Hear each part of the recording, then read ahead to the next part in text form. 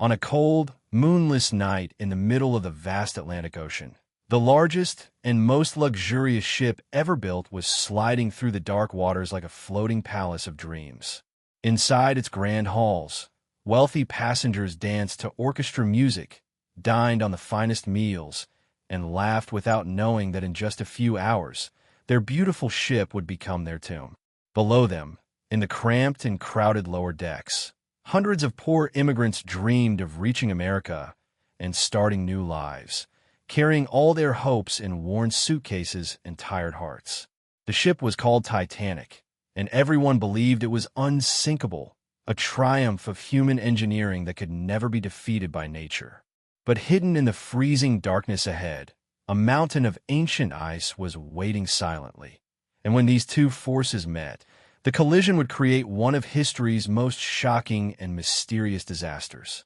This is not just a story about a ship that sank. This is a story about human pride, broken dreams, mysterious choices, unanswered questions, and a tragedy that still haunts us more than a century later, whispering secrets from the bottom of the ocean. Long before the Titanic ever touched water, it existed as a wild dream inside the minds of ambitious men who wanted to rule the oceans and prove that human beings could build something truly unstoppable. In the early 1900s, the world was changing faster than ever before, and nowhere was this change more visible than in the fierce competition between giant shipping companies that carried passengers across the Atlantic Ocean between Europe and America. The White Star Line was one of these companies, and its chairman was a man named J.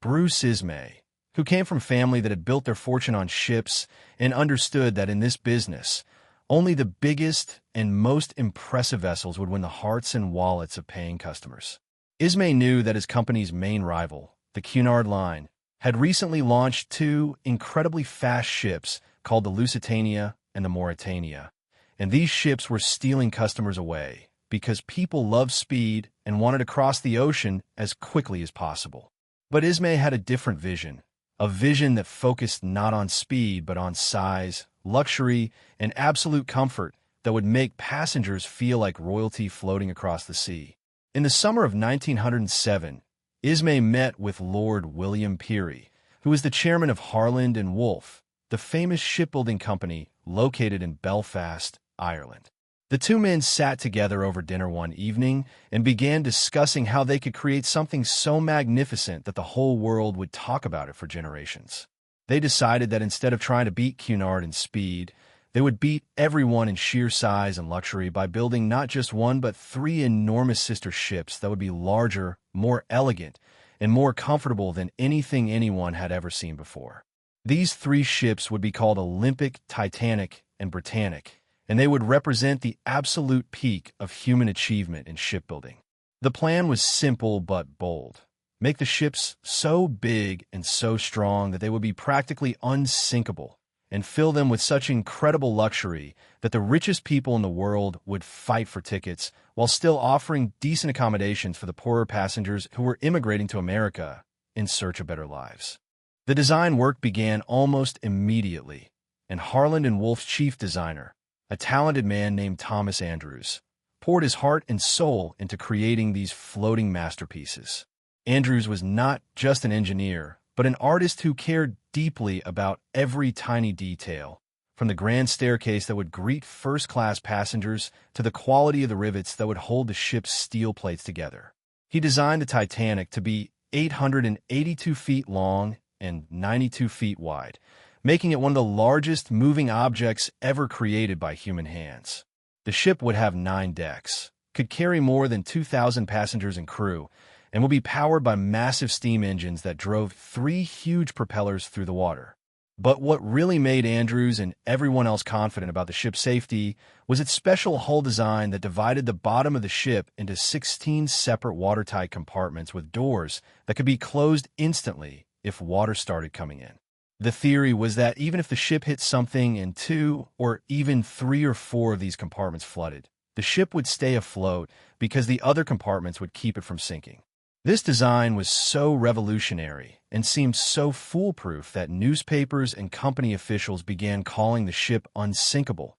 a word that would later come back to haunt everyone who spoke it. Construction of the Titanic began on March 31st, 1909, at Harland and Wolff's massive shipyard in Belfast, where workers immediately began the enormous task of assembling thousands of steel plates, hundreds of thousands of rivets, and countless other parts into a ship so large it seemed impossible. More than 3,000 men worked on building the Titanic, and they labored in all kinds of weather, hammering rivets, welding steel, cutting wood, and fitting together the countless pieces that would eventually form the completed vessel. These workers were mostly poor Irishmen who earned very little money and worked in dangerous conditions where accidents happened regularly. And during the construction, 8 men died from falls, being crushed by equipment or other terrible mishaps. But despite these tragedies, the work continued day after day, month after month, as the ship slowly took shape and grew taller and longer until it towered over everything else in the shipyard like a metal mountain. Building the Titanic cost approximately $7.5 million, which would be worth hundreds of millions in today's money. But the White Star Line considered it a worthy investment because they believed this ship would make them the undisputed leaders of luxury ocean travel. As the hull was completed and the internal structures were added, work began on creating the incredible interiors that would make the Titanic famous for luxury and elegance. The first-class areas were designed to rival the finest hotels and palaces in the world, with a grand staircase made of carved oak with wrought iron railings, a huge dining room that could seat over 500 people at once, a smoking room with leather chairs and stained glass windows, a reading and writing room decorated in Georgian style, a swimming pool that was one of the first ever installed on a ship, a gymnasium with the latest exercise equipment, a Turkish bath with elaborate tile, work, and dozens of private staterooms ranging from standard cabins to incredibly expensive suites with their own private promenades. The most expensive suite on the ship cost more than $4,000 for a single crossing, which would be equal to over $100,000 today, and it included multiple bedrooms, a private sitting room, and even its own 50-foot private deck. Second-class accommodations on the Titanic were actually better than first class on most other ships, with comfortable cabins, a spacious dining room, a library, and a smoking room that would have impressed anyone who had never seen the first-class areas. Even the third-class or steerage sections, where the poorest passengers traveled, were designed to be relatively clean and decent compared to the horrible conditions on older ships, though these areas were still cramped. Located in the lowest parts of the vessel, and separated from the upper classes by locked gates and barriers that were meant to prevent the spread of diseases and to keep the different social classes apart. While the ship was being built, excitement and anticipation grew throughout Britain and around the world as newspapers published articles describing this magnificent new vessel that would soon make its first voyage. The White Star Line spent large amounts of money on advertising, creating posters and brochures that showed beautiful drawings of the ship and described its luxurious features in glowing language that promised passengers the experience of a lifetime. The company scheduled the Titanic's maiden voyage to begin on April 10, 1912, departing from Southampton, England, then stopping briefly at Cherbourg, France, and Queenstown, Ireland, before heading across the Atlantic to New York City. Tickets sold quickly, especially for first class, as wealthy and famous people from around the world wanted to be part of this historic first journey on the world's most magnificent ship. Among those who booked passage were some of the richest people in America, including John Jacob Astor, who was one of the wealthiest men in the world, Benjamin Guggenheim from the famous mining and smelting family, Isidor Straus, who owned Macy's department store, and Margaret Brown, who would later become known as the unsinkable Molly Brown. Also sailing on that first voyage would be the ship's designer Thomas Andrews, who wanted to observe how his creation performed during its first real crossing, and J.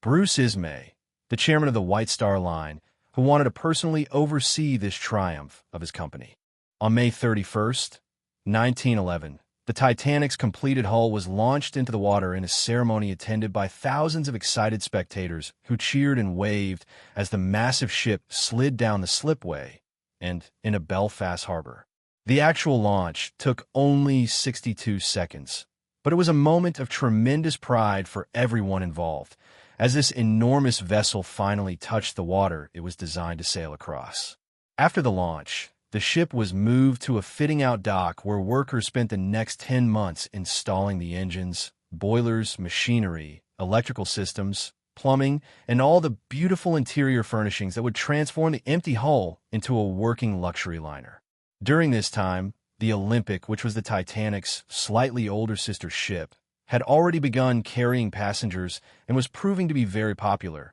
though it had experienced some accidents, including a collision with a British warship that required repairs and delayed the Titanic's completion because workers and materials had to be diverted to fix the Olympic. Finally, on April 2nd, 1912, the Titanic was declared complete and ready for its sea trials, which were quick tests conducted in the Irish Sea to make sure all the ship's systems worked properly. These trials lasted only about 12 hours and tested the ship's speed, turning ability, and emergency stopping distance. And although some people later claimed these trials were rushed and incomplete, the ship passed all its tests and received its official clearance to carry passengers. The Titanic then sailed from Belfast to Southampton, England, arriving on April 3rd to prepare for its maiden voyage scheduled for April 10th. During the week between arrival and departure, hundreds of workers came aboard to load supplies, including thousands of pieces of luggage, 7,000 heads of lettuce,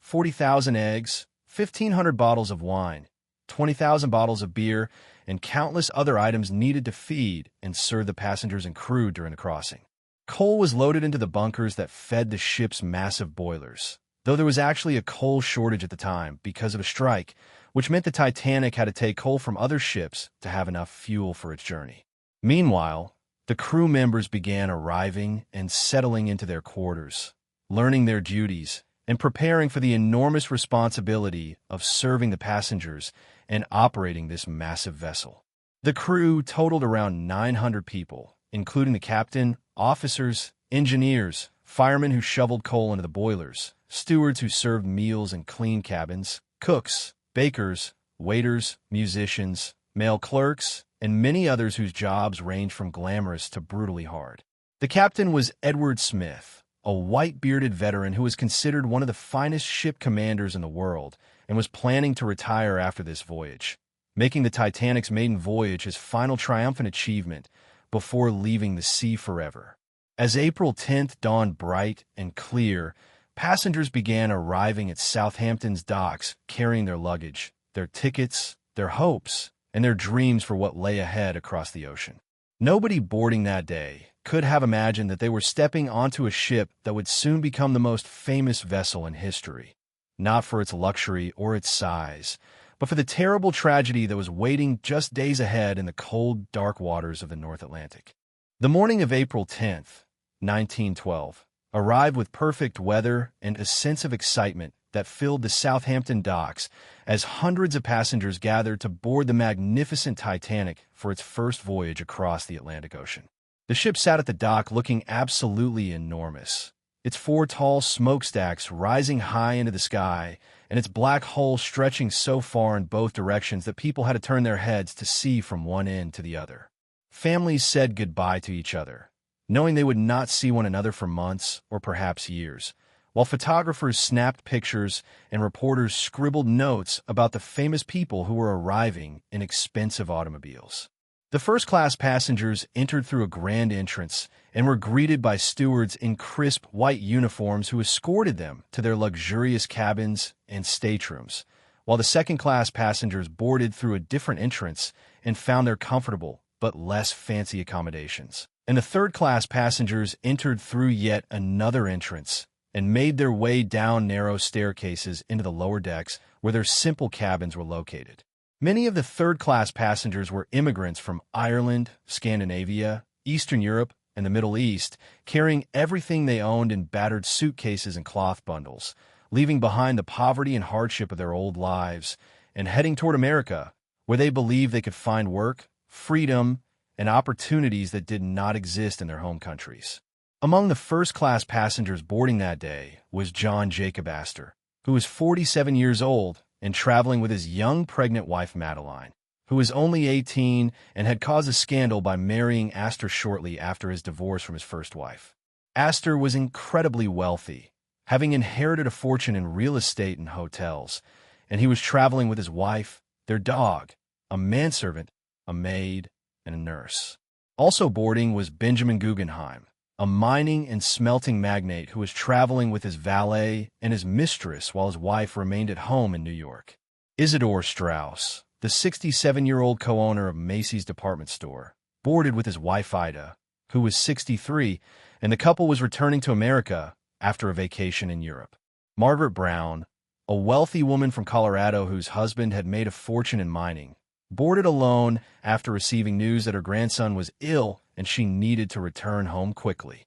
Also traveling first class was Lady Duff Gordon, a famous fashion designer, and her husband Sir Cosmo Duff Gordon, along with wealthy businessmen, aristocrats, artists, and others who represented the upper levels of society. In second class were middle-class families, teachers, clergymen, and professionals who could afford decent tickets, but not the astronomical prices of first class. And these passengers were also excited about the journey and pleased to be traveling on such a modern and supposedly safe vessel. Down in third class were people like the Goodwin family from England, traveling with their 6 children toward a new life in New York, and Daniel Buckley, a young Irishman who had saved his money for years to afford the ticket that he hoped would take him to opportunities in America. At exactly noon, the Titanic's deep horn blast sounded across the harbor, announcing that the ship was about to depart, and tugboats moved into position to help guide the massive vessel away from the dock. Passengers lined the rails, waving to the crowds of people on the shore, and many eyes filled with tears as the ship began moving backward into the harbor, and Southampton slowly started to shrink behind them. But the departure almost ended in disaster before the journey even began, because as the Titanic moved through the harbor, the enormous displacement of water caused by its huge hull created powerful suction that pulled a smaller ship called the New York away from its moorings and toward the Titanic, and the two vessels came within a few feet of colliding before tugboats managed to pull the New York away at the last moment. This near miss delayed the departure by about an hour and should have perhaps been seen as a warning or bad omen, though nobody at the time thought much about it except as an inconvenient delay. Once the situation was resolved, the Titanic continued out of Southampton and headed across the English Channel toward Cherbourg, France, where it arrived in early evening and stopped to pick up more passengers who had traveled by tender boats from the shore because the harbor was too shallow for the Titanic to enter directly. At Cherbourg, 274 additional passengers came aboard, including many wealthy Americans who had been traveling in Europe and were now heading home. And as night fell, the ship departed again and headed north toward Queenstown, Ireland, which would be the final stop before the Atlantic crossing. The Titanic arrived at Queenstown on the morning of April 11th, and here another 120 passengers came aboard, most of them third-class Irish immigrants who had traveled to the port from villages and farms all across Ireland, carrying their few possessions and their enormous hopes for what they would find in America. Among those boarding at Queenstown was a young man who had actually sneaked aboard without a ticket, hiding in the cargo area, though he was discovered and removed before the ship left, probably saving his life, though he did not know it at the time. Also at Queenstown, 7 passengers decided to leave the ship, having only booked passage for the short journey from Southampton, and one of them took a photograph of the Titanic from the tender boat, capturing what would become one of the last images of the ship before it disappeared forever. At 1:30 in the afternoon on April 11th, the Titanic raised its anchor and departed Queenstown, heading out into the open Atlantic Ocean with 2,240 people aboard, including approximately 1,300 passengers and over 900 crew members. And as Ireland's coast faded behind them, many passengers stood on deck watching their last sight of land, not knowing that most of them would never see land again. Once the ship was at sea, life aboard the Titanic settled into routines and rhythms that depended heavily on which class a passenger belonged to. In first class, the passengers enjoyed a life of incredible luxury and leisure that seemed more like a floating 5-star hotel than a ship. They woke in their beautifully furnished staterooms and dressed in expensive clothes with the help of personal maids and valets. then went to breakfast in the elegant dining room where white-gloved stewards served them multiple courses from elaborate menus that offered everything from fresh fruit and pastries to smoked fish, eggs cooked any way they wanted, bacon, sausages, and countless other choices. After breakfast, first-class passengers could stroll along the covered promenade deck, sit in comfortable deck chairs while wrapped in warm blankets, play cards or board games in the reading and writing room, exercise in the gymnasium where the instructor demonstrated the latest equipment, take a swim in the heated swimming pool, or relax in the Turkish baths with their elaborate decorations and soothing steam. Lunch was another grand meal with multiple courses, followed by more leisure time in the afternoon. And then passengers would return to their cabins to dress in formal evening wear for dinner, which was the most elaborate meal of the day and sometimes included 10 or more courses with dishes like oysters, salmon, roasted meats, vegetables prepared in French style, fancy desserts, fresh fruits, cheeses, and coffee or tea. After dinner, passengers could attend concerts performed by the ship's orchestra, smoke cigars and drink brandy in the smoking room while discussing business and politics, or dance and socialize in the elegant lounges before finally retiring to their staterooms late in the evening. Second-class passengers enjoyed a very comfortable experience as well, though without the extreme luxury of first class. They ate well-prepared meals in their own dining room, had access to their own deck spaces and public rooms, and generally found the accommodations to be very pleasant and much better than what they could afford on land. Many second-class passengers were thrilled to be traveling on such a modern ship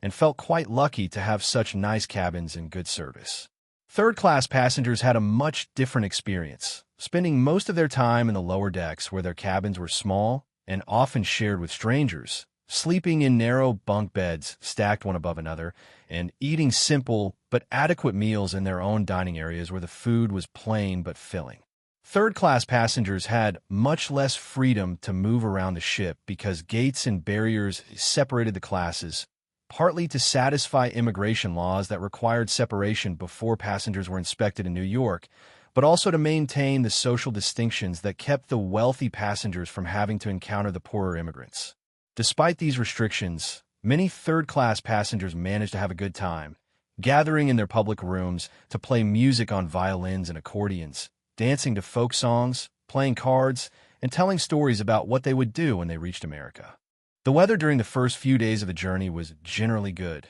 though the ocean was a bit rough at times, causing some passengers to feel seasick and stay in their cabins. The Titanic steamed westward at a steady speed of about 21 knots, which was not the ship's maximum speed, but was still quite fast for such a large vessel. Captain Smith followed the standard route used by ships crossing the North Atlantic at that time of year, which took them south of the usual path to avoid the ice fields that moved south from the Arctic during winter and spring. However, even on this more southern route, ice was a concern, and on Sunday, April 14th, the ship's wireless operators began receiving messages from other ships warning about ice in the area ahead. These messages reported seeing icebergs and large fields of pack ice, and one message from a ship called the Coronia said there were icebergs and large quantities of field ice near the route the Titanic was following. Captain Smith showed this message to J. Bruce Ismay, who was walking on deck, and Ismay put the message in his pocket and later showed it to some passengers before returning it to Smith. Later that afternoon, more ice warnings came in from other ships including the Baltic, the America, and the Mesaba, with the Mesaba's message being particularly urgent because it warned of a large field of ice directly in the Titanic's path. But this message never reached the bridge because the wireless operators were busy sending personal messages for passengers and did not realize how important the ice warning was. As Sunday evening approached, the temperature began dropping noticeably, and passengers who came out on deck found the air growing colder and colder as the sun set and darkness fell. The night was extremely calm with almost no wind, and the ocean was extraordinarily smooth, like dark glass stretching in every direction. There was no moon, and the sky was filled with brilliant stars that seemed brighter than usual because of the ship's distance from any land and the absence of any light except what came from the ship itself. Despite the beauty of the night, the cold temperature and the ice warning should have made everyone nervous, but the Titanic continued steaming ahead at nearly full speed, around 22 knots, because Captain Smith and the other officers believed they could spot icebergs in plenty of time to avoid them, and slowing down or stopping was not something passenger ships did unless visibility was actually poor. At 7:30 that evening, the temperature had dropped to 33 degrees Fahrenheit, and by 9 o'clock it had fallen to freezing, which was a clear sign that the ship was entering a region where ice was present. Up in the crow's nest high above the deck, two lookouts named Frederick Fleet and Reginald Lee were straining their eyes to watch for ice ahead, but they did not have binoculars because the binoculars that were supposed to be in the crow's nest had been locked away by mistake, and nobody could find the key. Looking for ice without binoculars was extremely difficult, especially on such a dark and calm night, because normally waves breaking against icebergs create white foam that makes them easier to spot. But on this windless night, there was no foam, and the icebergs were just black shapes against the black water and black sky. Down below in the warm interiors of the ship, passengers were finishing their evening activities and heading to bed. In the first-class dining room, dinner had ended hours ago, and the musicians had finished playing their concert. Some wealthy passengers were still awake, smoking and talking in the lounges, while others had already retired to their staterooms and were reading or sleeping. Second-class and third-class passengers were mostly in their cabins or public rooms, getting ready for bed or already asleep. The crew members were working their shifts, with firemen shoveling coal into the boilers deep in the ship's belly, engineers monitoring the massive engines, stewards cleaning the dining rooms and corridors, and officers on the bridge keeping watch over the ship's course. Everything seemed peaceful and routine, just another quiet night on what was supposed to be an 11-day crossing to New York. Nobody knew that in less than 3 hours, the Titanic would hit an iceberg, and in less than 4 hours, it would be gone, taking more than 1,500 people with it to the bottom of the ocean. At 11:30 on the night of April 14th, Frederick Fleet was standing in the crow's nest peering into the darkness ahead, his eyes straining to see anything unusual in the smooth black ocean, and his breath turning to fog in the freezing air. He had been on watch for almost 2 hours, and his eyes were tired from staring at nothing but darkness and the occasional star reflected on the water surface. Next to him, Reginald Lee was also scanning the horizon, and both men were painfully aware that they should have had binoculars to help them see, but the binoculars were locked away somewhere, and nobody had been able to find them. The ship was steaming ahead at about 22 knots,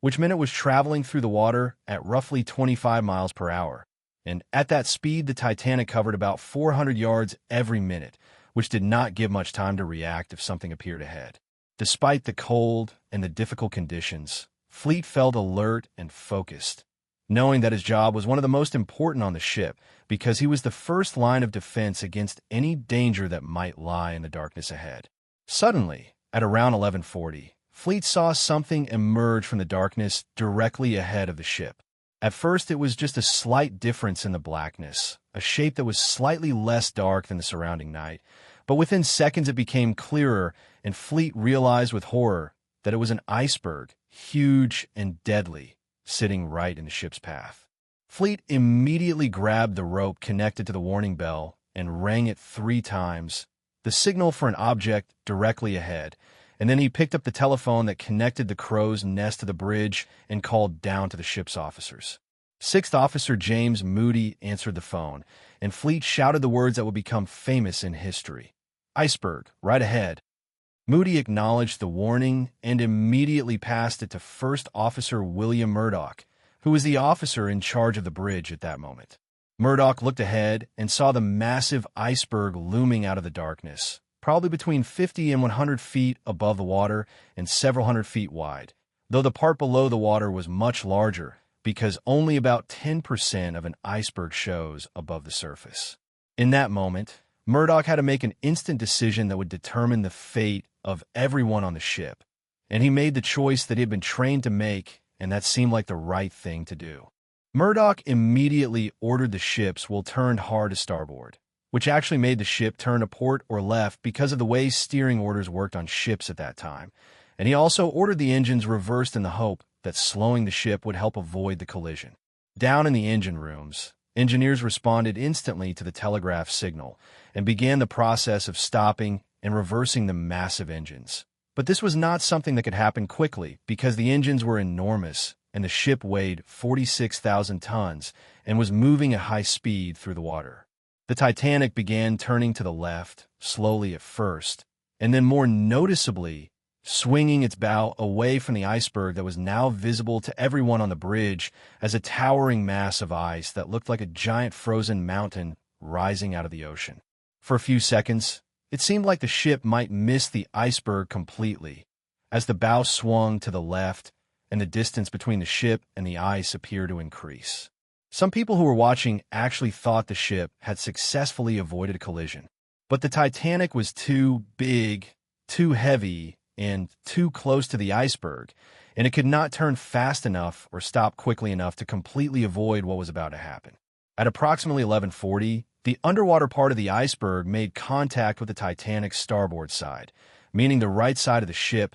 down below the waterline where nobody could see what was happening. The iceberg did not hit the ship head-on, which might have caused more obvious damage but might have also stopped the ship without sinking it, but instead scraped along the side of the hull, creating a series of slits and gaps in the steel plates and popping rivets in several places along a length of about 250 to 300 feet. The damage was not one huge, gaping hole as many people later imagined, but rather a series of narrow openings and separated seams that allowed water to begin pouring into 6 of the ship's 16 watertight compartments. The collision itself was not very dramatic from the perspective of most passengers, because many of them did not even realize anything had happened. The ship shuddered slightly, and there was a grinding sound that some people described as sounding like the ship was rolling over thousands of marbles, while others said it sounded like a big piece of cloth being torn, but there was no violent crash or loud explosion or anything that caused immediate panic.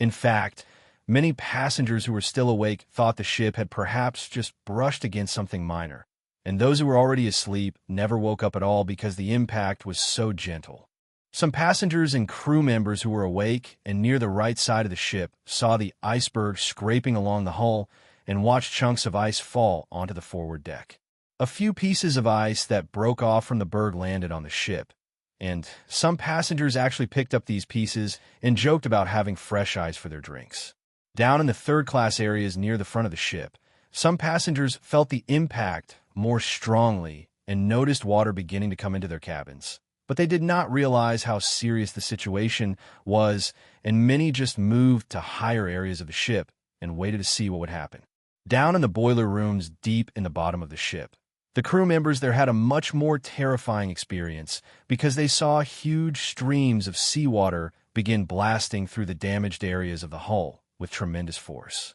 Frederick Barrett, who was working in boiler room number 6, later described how water came rushing in like a wave and immediately began flooding the compartment, forcing him and the other firemen to run for the watertight door before it closed and trapped them inside. The watertight doors had been activated from the bridge immediately after the collision when Murdoch realized the ship had been hit, and these doors were designed to drop down and seal off the compartments to prevent water from spreading throughout the ship. But the problem was that water was pouring into not just 1 or 2 compartments, but into 6 of them, and the ship had not been designed to stay afloat with that many compartments flooded. On the bridge, Captain Smith had been in his cabin getting ready for bed when he felt the collision, and he rushed immediately to the bridge to find out what had happened. Murdoch reported that the ship had struck an iceberg and that he had immediately ordered the watertight doors closed and the engines reversed, and Smith went to the starboard side to look at the damage and see if he could assess how serious it was. From the deck, everything looked normal and there was no obvious damage visible above the waterline, which gave some hope that perhaps the ship had not been badly hurt. Smith then sent for Thomas Andrews, the ship's designer, who had been sleeping in his first-class cabin, and asked him to inspect the ship and determine the extent of the damage. Andrews, along with the captain and some officers, went down into the ship to look at the damaged areas, and what they found was absolutely devastating. Water was pouring into the mailroom, which was on one of the lower decks, and the mail clerks were desperately trying to move sacks of mail to higher areas, but the water was coming in too fast. Further forward, The squash court was already completely flooded, and water was rising rapidly in 3 of the forward cargo holds. Most seriously, water was flooding into boiler rooms 6 and 5, and although the crew had managed to close the watertight door between boiler room 5 and boiler room 6, water was rising so high in boiler room 6 that it would soon spill over the top of the watertight bulkhead and into boiler room 5 as well. Thomas Andrews quickly did calculations in his mind based on what he was seeing and what he knew about the ship's design, and he came to a conclusion that filled him with horror and despair. The Titanic's watertight compartments were designed to keep the ship afloat if any 2 compartments flooded, or even if the first 4 compartments flooded, but the iceberg had damaged 6 compartments, which was far more than the ship could survive. The weight of the water pouring into these compartments was pulling the bow of the ship down, and as the bow sank lower, water would spill over the tops of the watertight bulkheads into the next compartments, and then those would fill and pull the ship even lower, causing more water to spill into more compartments in a process that could not be stopped. Andrews informed Captain Smith that the Titanic was going to sink, and that based on how fast the water was coming in, the ship had perhaps 1 hour or possibly 2 hours at most before it went under completely. This news was almost impossible to believe because everyone had said the Titanic was unsinkable, and the ship looked perfectly fine from the outside, and most passengers had not even realized anything was seriously wrong. But Andrews was certain, and his calculations were correct. The Titanic, the largest and most luxurious ship in the world, the vessel that represented the peak of human engineering and pride, was doomed, and there was absolutely nothing anyone could do to save it. Captain Smith now faced a terrible reality that would have crushed a weaker man. He had more than 2,000 people aboard his ship, and he knew that within a couple of hours all of them would be in the freezing ocean unless he could get them in lifeboats and away from the ship. The problem was that the Titanic, despite being the most advanced ship of its time, did not carry enough lifeboats for everyone aboard. The ship had 20 lifeboats with a total capacity of about 1,170 people, which meant that even if every lifeboat was filled to its maximum capacity, there was only room for about half the people on the ship. The reason for this shortage was that the regulations governing lifeboat requirements were hopelessly outdated and based on the ship's weight rather than the number of passengers, and also because the White Star Line and other companies believed that lifeboats were only needed to ferry passengers from a damaged ship to a rescue ship,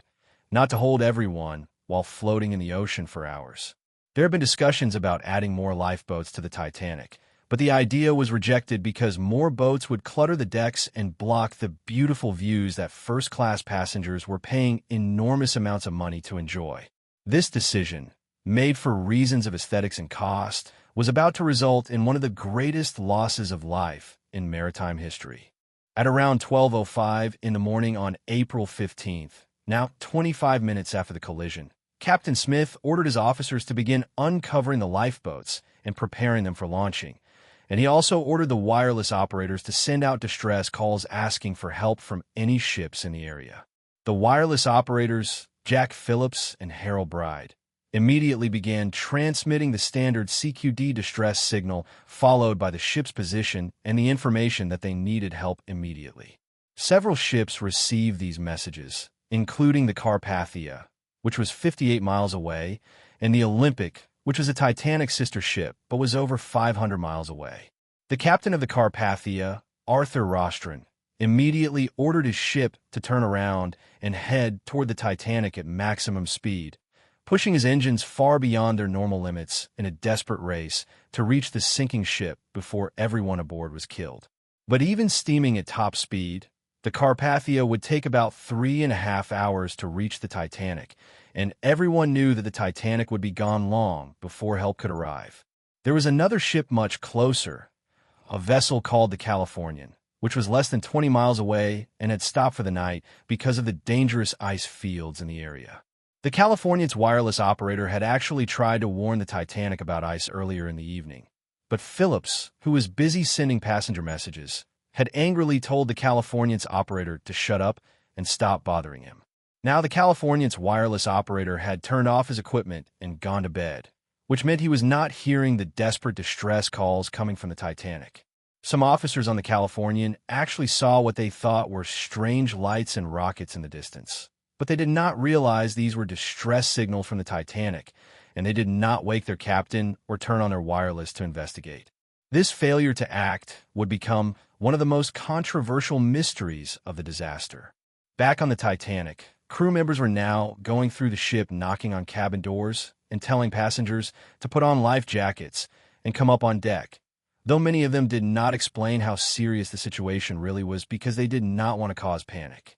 Passengers responded in different ways to this news. Some immediately understood that something was very wrong and quickly dressed in warm clothes, put on their life jackets, and hurried up to the boat deck where the lifeboats were being prepared. Others thought this was just a precaution or a drill and took their time getting ready, or even refused to leave their warm cabins to go out into the freezing night air. Still others could not believe the ship was really in danger because it seemed so solid and stable under their feet, and they could not imagine that such a massive and supposedly unsinkable vessel could actually be going down. The crew members tried to maintain order and stay calm, but many of them were just as confused and frightened as the passengers because they had not been properly trained for this kind of emergency, and nobody had expected anything like this to ever happen. As passengers began gathering on the boat deck, they found themselves in a confusing and chaotic situation where officers were shouting orders,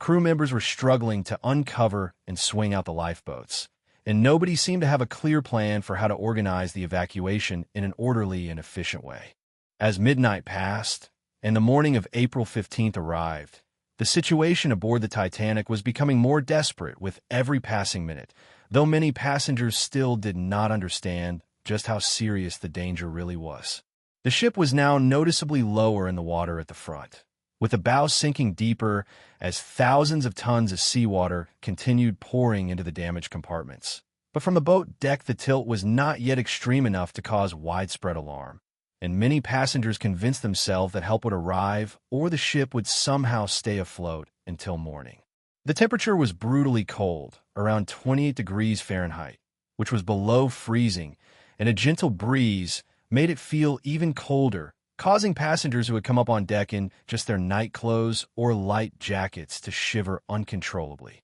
The sky was still crystal clear with brilliant stars, and the ocean remained eerily calm and smooth like black glass, creating a strange and almost beautiful scene that seemed completely wrong for such a terrible disaster. The ship's lights blazed brightly, illuminating the boat deck and the lifeboats that were being prepared for launching, while down in the engine rooms and boiler rooms, the crew members continued working to keep the electricity running and the lights on for as long as possible. The officers in charge of loading the lifeboats were Second Officer Charles Lightoller on the port side, which is the left side of the ship, and First Officer William Murdoch on the starboard side, which is the right side, and these two men interpreted their orders differently in ways that would determine who lived and who died. Captain Smith had given somewhat vague instructions to load women and children first, but he had not clearly specified whether this meant women and children only, or whether men could board if there were spaces available after all the women and children were loaded. Lightoller interpreted the order strictly, loading only women and children into his boats, and often refusing to let men board even if there were empty seats, believing it was better to lower a half-empty boat than to risk having men rush the boats and cause panic. Murdoch interpreted the order more flexibly, loading women and children first, but then allowing men to board if no more women and children were nearby, and if there were empty seats available. This difference in interpretation meant that boats on the port side were often launched with many empty seats, while boats on the starboard side were generally fuller and included more men, though still far from their maximum capacity because there was tremendous confusion and reluctance among passengers to leave what seemed like a safe and stable ship for a tiny boat descending into the dark, freezing ocean. The first lifeboat to be launched was number 7 on the starboard side, and it left at around 12:45 with only 28 people aboard, even though it had space for 65, a shocking waste of life-saving capacity that was repeated again and again as the night went on. Many first-class passengers simply refused to believe the ship was really sinking and did not want to leave its warmth and light for a small open boat in the freezing darkness. and some women refused to leave without their husbands and had to be persuaded or even forced to board the lifeboats. The crew members loading the boats often did not know the capacity of each boat and deliberately underfilled them because they feared the boats might buckle or break if fully loaded,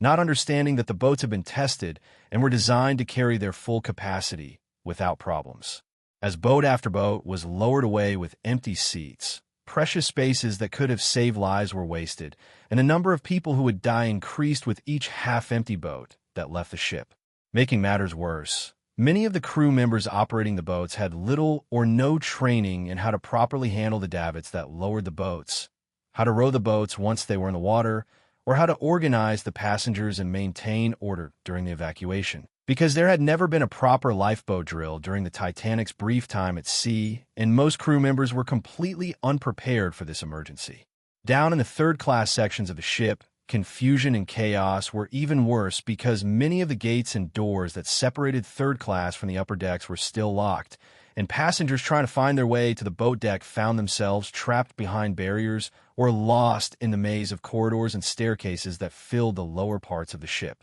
Some third-class passengers managed to find crew members who opened gates for them or showed them alternate routes upward, while others simply climbed over the barriers or broke down doors in their desperate attempts to reach the lifeboats. Many third-class passengers did not speak English and could not understand the announcements or instructions being shouted by crew members, and they had no idea where to go or what to do, so they simply stayed in their cabins or wandered the corridors waiting for someone to tell them what was happening. Some historians and survivors later claimed that third-class passengers were deliberately kept below to prevent them from rushing the lifeboats and taking spaces that the crew wanted to reserve for first-class and second-class passengers. While others argued that the barriers were locked because of normal immigration regulations and that crew members tried their best to guide third-class passengers upward but were overwhelmed by the confusion and chaos. The truth probably lies somewhere in between, with some crew members genuinely trying to help everyone, while others prioritized the wealthy passengers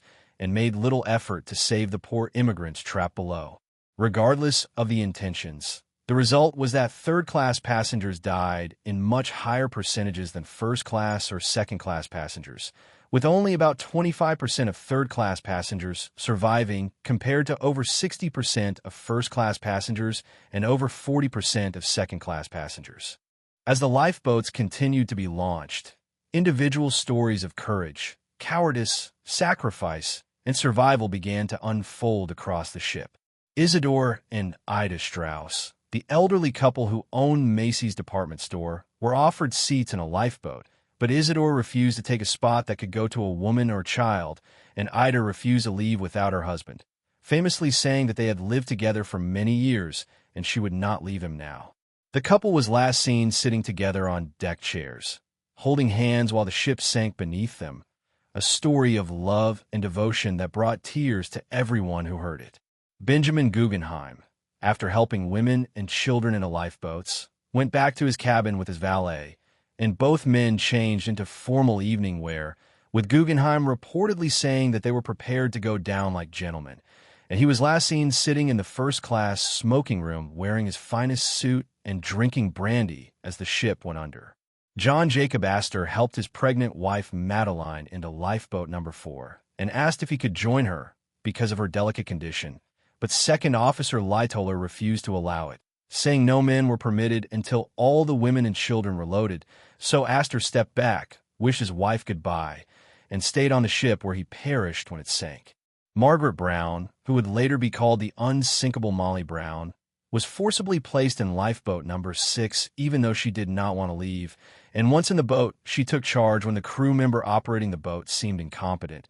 and she helped row and encouraged the other women to row as well. And later she demanded that the boat return to pick up survivors from the water, though the other passengers refused. Thomas Andrews, the ship's designer who had poured his heart into creating the Titanic, was seen in the first-class smoking room late in the disaster, staring at a painting and seemingly in shock at the failure of his supposedly unsinkable creation, and he made no attempt to save himself and went down with the ship he had designed. Captain Smith was also seen on the bridge as the water rose around him, and although there are different accounts of his final moments, Most agree that he stayed with his ship until the end and drowned when the bridge was submerged, maintaining the old maritime tradition that the captain is the last to leave a sinking vessel. The ship's band, led by Wallace Hartley, famously continued playing music throughout the disaster, first playing cheerful ragtime tunes to keep spirits up,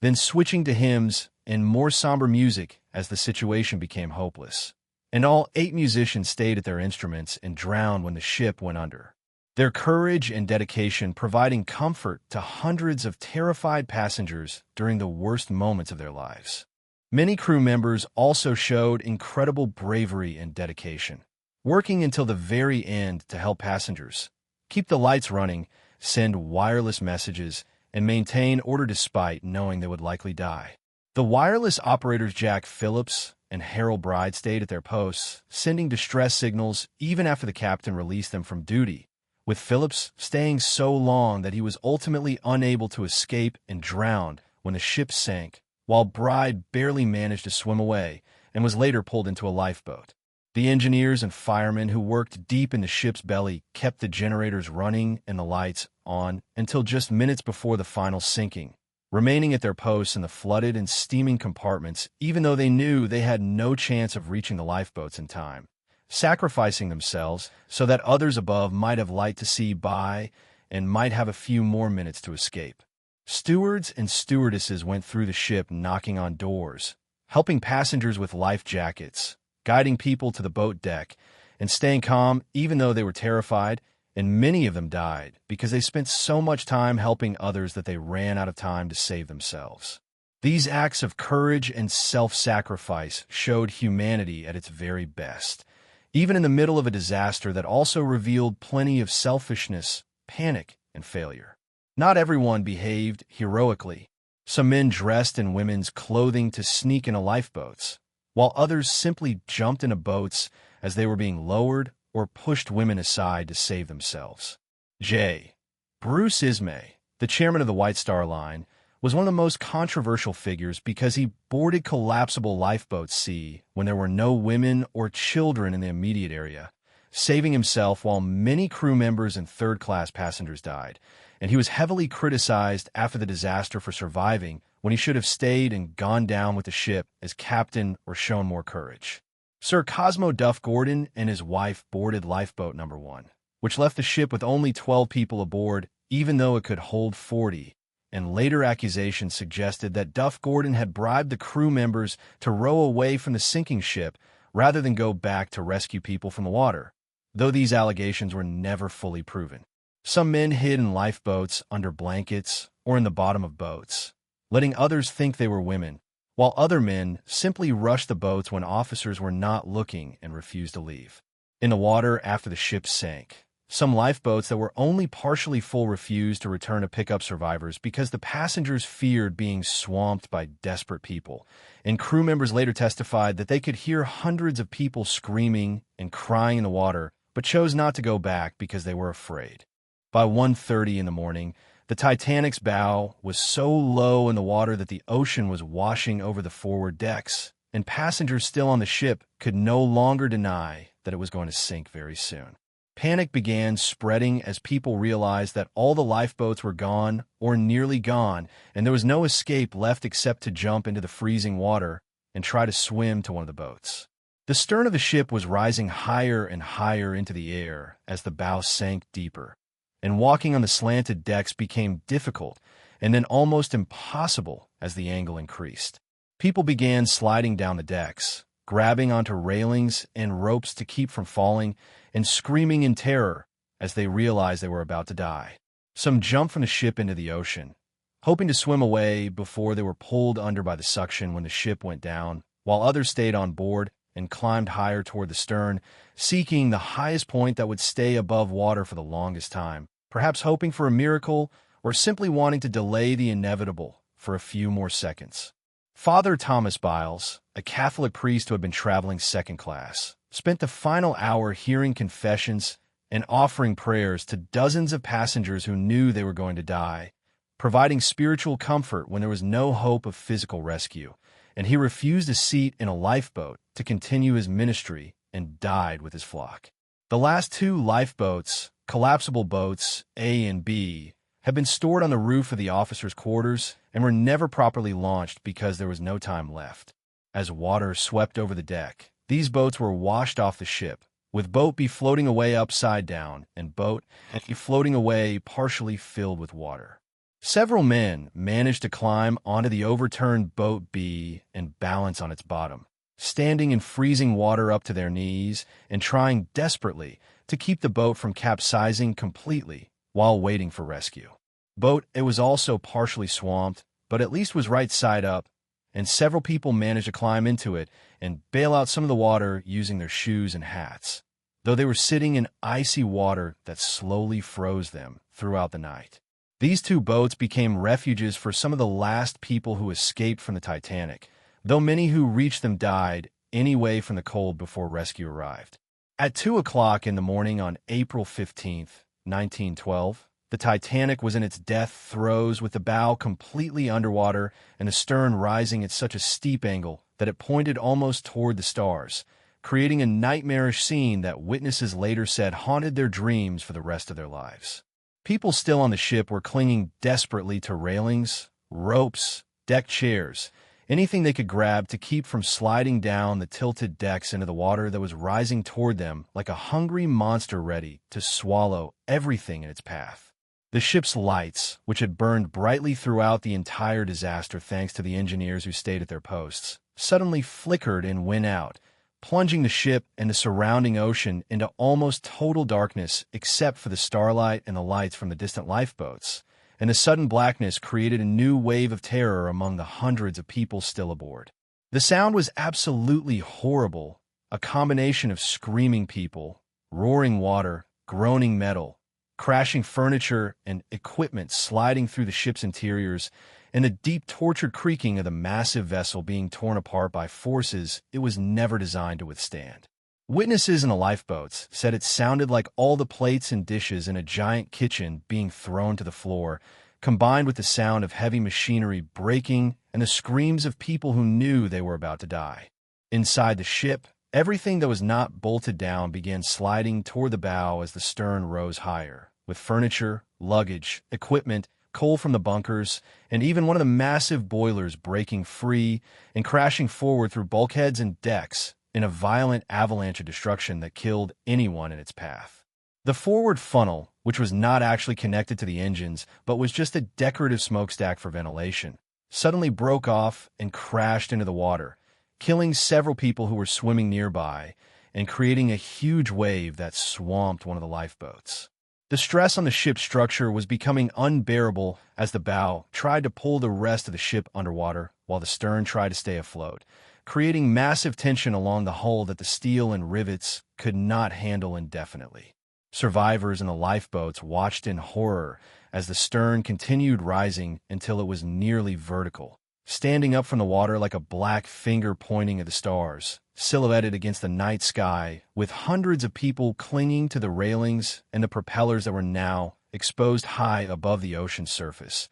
People who had no choice but to hold on and wait for the end that was coming very soon. At approximately 2:17 or 2:18 in the morning, the stress became too great and the ship broke apart between the third and fourth funnels with the bow section, which was completely flooded and very heavy, tearing away from the stern section and pulling the connecting decks and hull apart in a catastrophic structural failure that sent debris, water, and people flying in all directions. The bow section immediately began its final descent to the ocean floor 2.5 miles below, sinking quickly and disappearing beneath the surface within seconds, while the stern section, which still had air trapped inside, settled back to a slightly less vertical angle and floated for a few more moments, perhaps a minute or two, giving the people still clinging to it a brief false hope that maybe it would stay afloat. But this hope was quickly crushed as water poured into the torn open end of the stern and the trapped air escaped, and the stern section began its final plunge, sinking back and then down, slowly at first and then faster and faster, disappearing beneath the black water at approximately 2:20 in the morning, taking with it all the people who were still aboard, including crew members, passengers,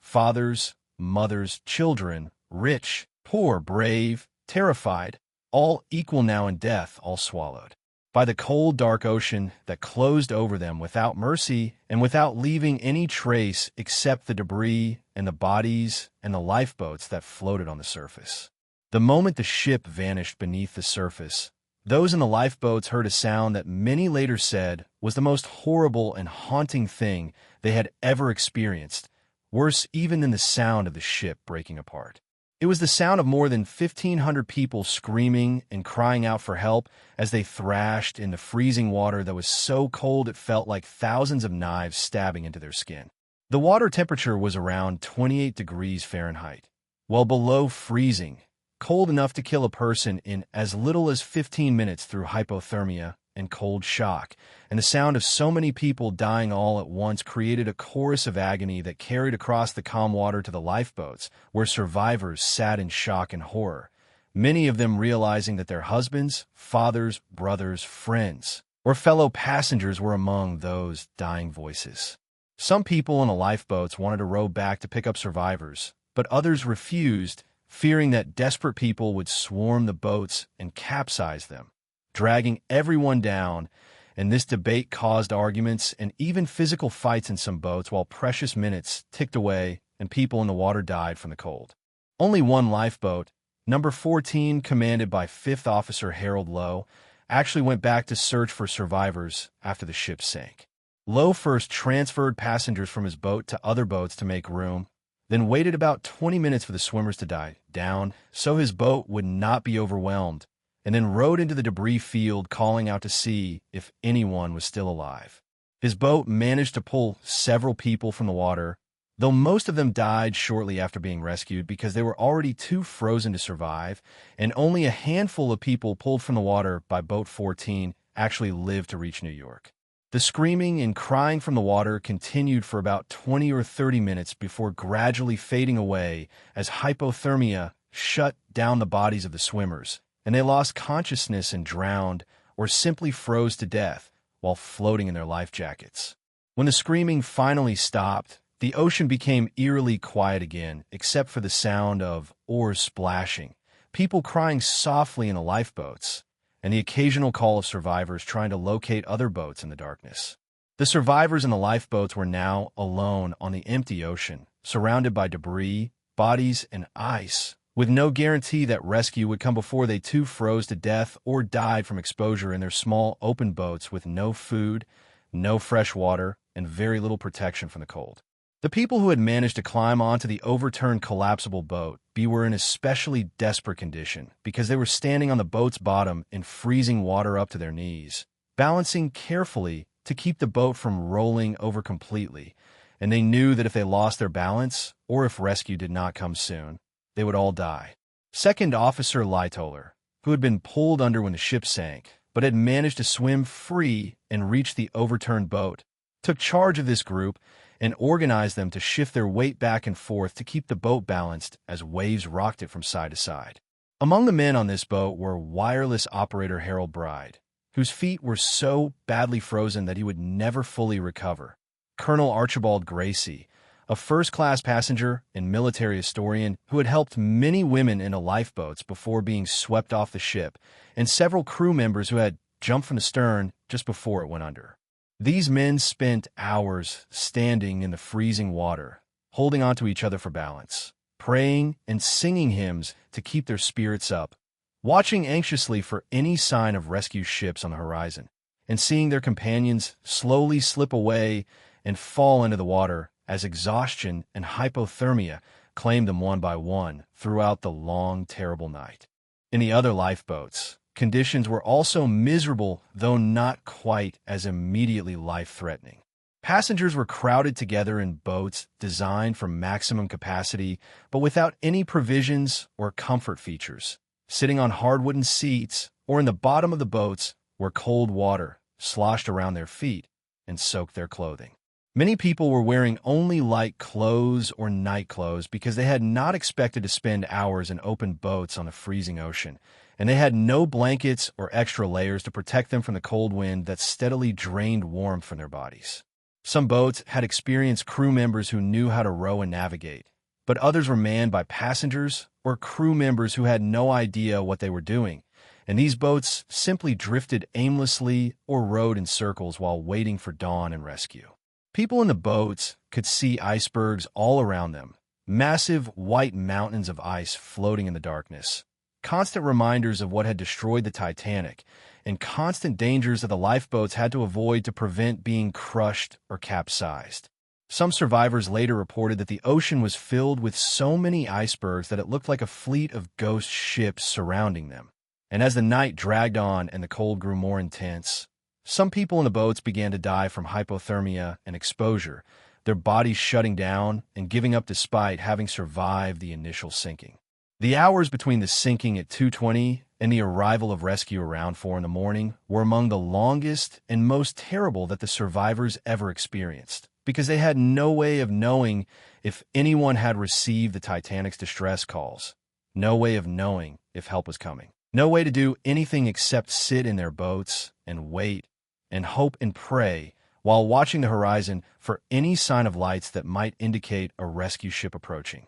Some people gave up hope entirely and believed they would die before morning, while others maintained optimism and encouraged their boatmates to stay strong and have faith that rescue would come. The social distinctions that had been so important on the Titanic seemed to matter less now, as duchesses sat next to immigrant women, millionaires huddled next to crew members, and everyone shared the same cold, the same fear, and the same desperate hope for survival. The stars slowly moved across the sky and eventually began to fade as the first hints of dawn approached. And with the growing light came renewed hope that they had survived the night and that rescue must surely come soon. While the Titanic was sinking and its survivors were struggling to stay alive in lifeboats scattered across the freezing Atlantic, another ship was racing through the dangerous ice-filled waters in a desperate attempt to reach them before it was too late. The Carpathia was a Cunard Line passenger ship that had been sailing from New York to Europe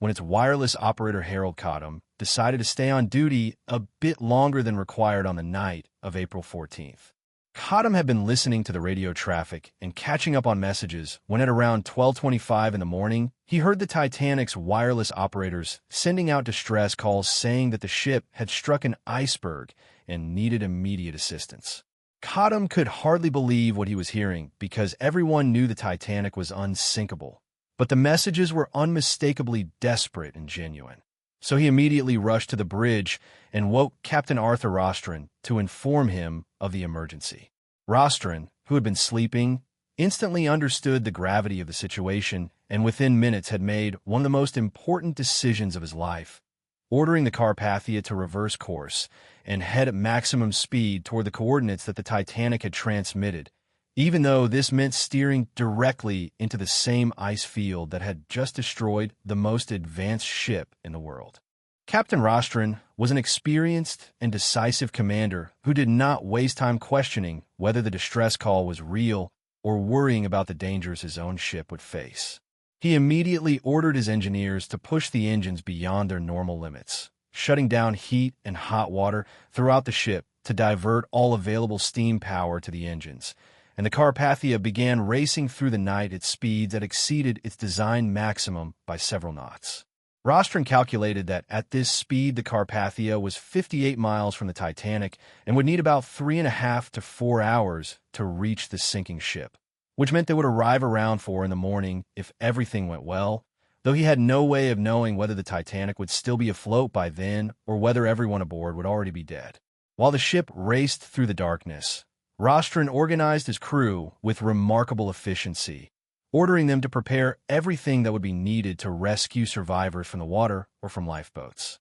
He ordered his medical officers to prepare the ship's dining rooms and public spaces to receive injured and hypothermic survivors, to gather blankets and warm clothes and hot food and medical supplies, and to set up multiple stations around the ship where survivors could be brought aboard using rope ladders, cargo nets, slings, and even canvas bags for children or injured people who could not climb. Rostron posted extra lookouts on the bow and ordered them to watch not just for icebergs, but also for any lights or signals that might indicate lifeboats or survivors, and he had rockets prepared to fire at regular intervals as they approached the Titanic's last known position, so that survivors would know a rescue ship was coming. He ordered his crew to open all the doors that led into the ship from the main deck, so survivors could be brought inside quickly from multiple points. And he stationed crew members with blankets and hot drinks at each entrance to provide immediate care for people who would be suffering from hypothermia and shock. Every detail was thought through and organized, even while the ship was racing through treacherous waters in complete darkness. And Rostron's leadership and preparation would later be credited with saving many lives, because his crew was ready to act the instant they reached the survivors. The Carpathia's passengers, most of whom were asleep when the emergency began, were awakened by the unusual vibrations from the engines running at maximum speed and by crew members rushing through the corridors. And when they learned what was happening, many of them immediately began helping to prepare blankets, make hot soup and coffee, and gather clothing that could be given to survivors who would likely have lost everything. As the Carpathia raced through the darkness, its crew and passengers could only imagine what they would find when they reached the Titanic's position. Most people assumed they would find the great ship still afloat, but damaged, perhaps listing heavily or down by the bow, but still on the surface. And they expected they would need to take off passengers and transfer them to the Carpathia, while the Titanic either waited for more help or attempted to reach port under its own power. Nobody seriously believed that the Titanic could actually sink completely, because the constant message had always been that the ship was unsinkable. And even though the distress calls were urgent, there was a widespread assumption that this was a serious emergency, but not an absolute catastrophe. This belief began to change as the Carpathia drew closer to the position where the Titanic should have been, and the wireless operator reported that he was no longer receiving any signals from the Titanic's wireless, which had been transmitting continuously, but then suddenly went silent around 2:20 in the morning. This silence was ominous and suggested that something terrible had happened, but still nobody wanted to believe that the entire ship and most of its passengers were already gone. The journey of the Carpathia through the ice field was itself incredibly dangerous and would have been considered reckless under normal circumstances. Rostron was steering his ship at high speed through waters that were filled with icebergs of all sizes, some as large as buildings and others smaller, but still capable of damaging or sinking a ship, and he was doing this at night, with limited visibility and no way to see more than a short distance ahead. Several times during the race toward the Titanic, lookouts spotted icebergs directly in the ship's path, and the Carpathia had to make sudden turns to avoid collisions that could have ended the rescue attempt and created a second disaster. Rostron later said he felt a sense of divine protection guiding the ship through the ice because several times they passed incredibly close to huge bergs that appeared out of the darkness with almost no warning, and any one of those bergs could have destroyed the Carpathia just as the iceberg had destroyed the Titanic. The crew members were terrified but maintained their discipline and trust in their captain, and the passengers prayed and waited anxiously to see whether they would arrive in time to help or whether they would find only bodies and wreckage floating in the cold ocean. As dawn began to break around 4 in the morning, the skies slowly grew lighter and visibility improved, and the Carpathia's lookouts began reporting that they could see icebergs all around them in every direction, creating a stunning and terrible landscape of white mountains floating on the dark water, beautiful and deadly at the same time. Then, at approximately 4:10 in the morning, one of the lookouts spotted a green flare in the distance, which was the signal from one of the Titanic's lifeboats, and moments later the Carpathia's crew saw the lifeboats themselves scattered across the water, small dark shapes with tiny figures huddled inside them, surrounded by debris and floating wreckage and bodies in ice. But the Titanic itself was nowhere to be seen. The massive ship that was supposed to be unsinkable, the floating palace that had been the pride of the White Star Line and the largest moving object in the world, had completely vanished as if it had never existed.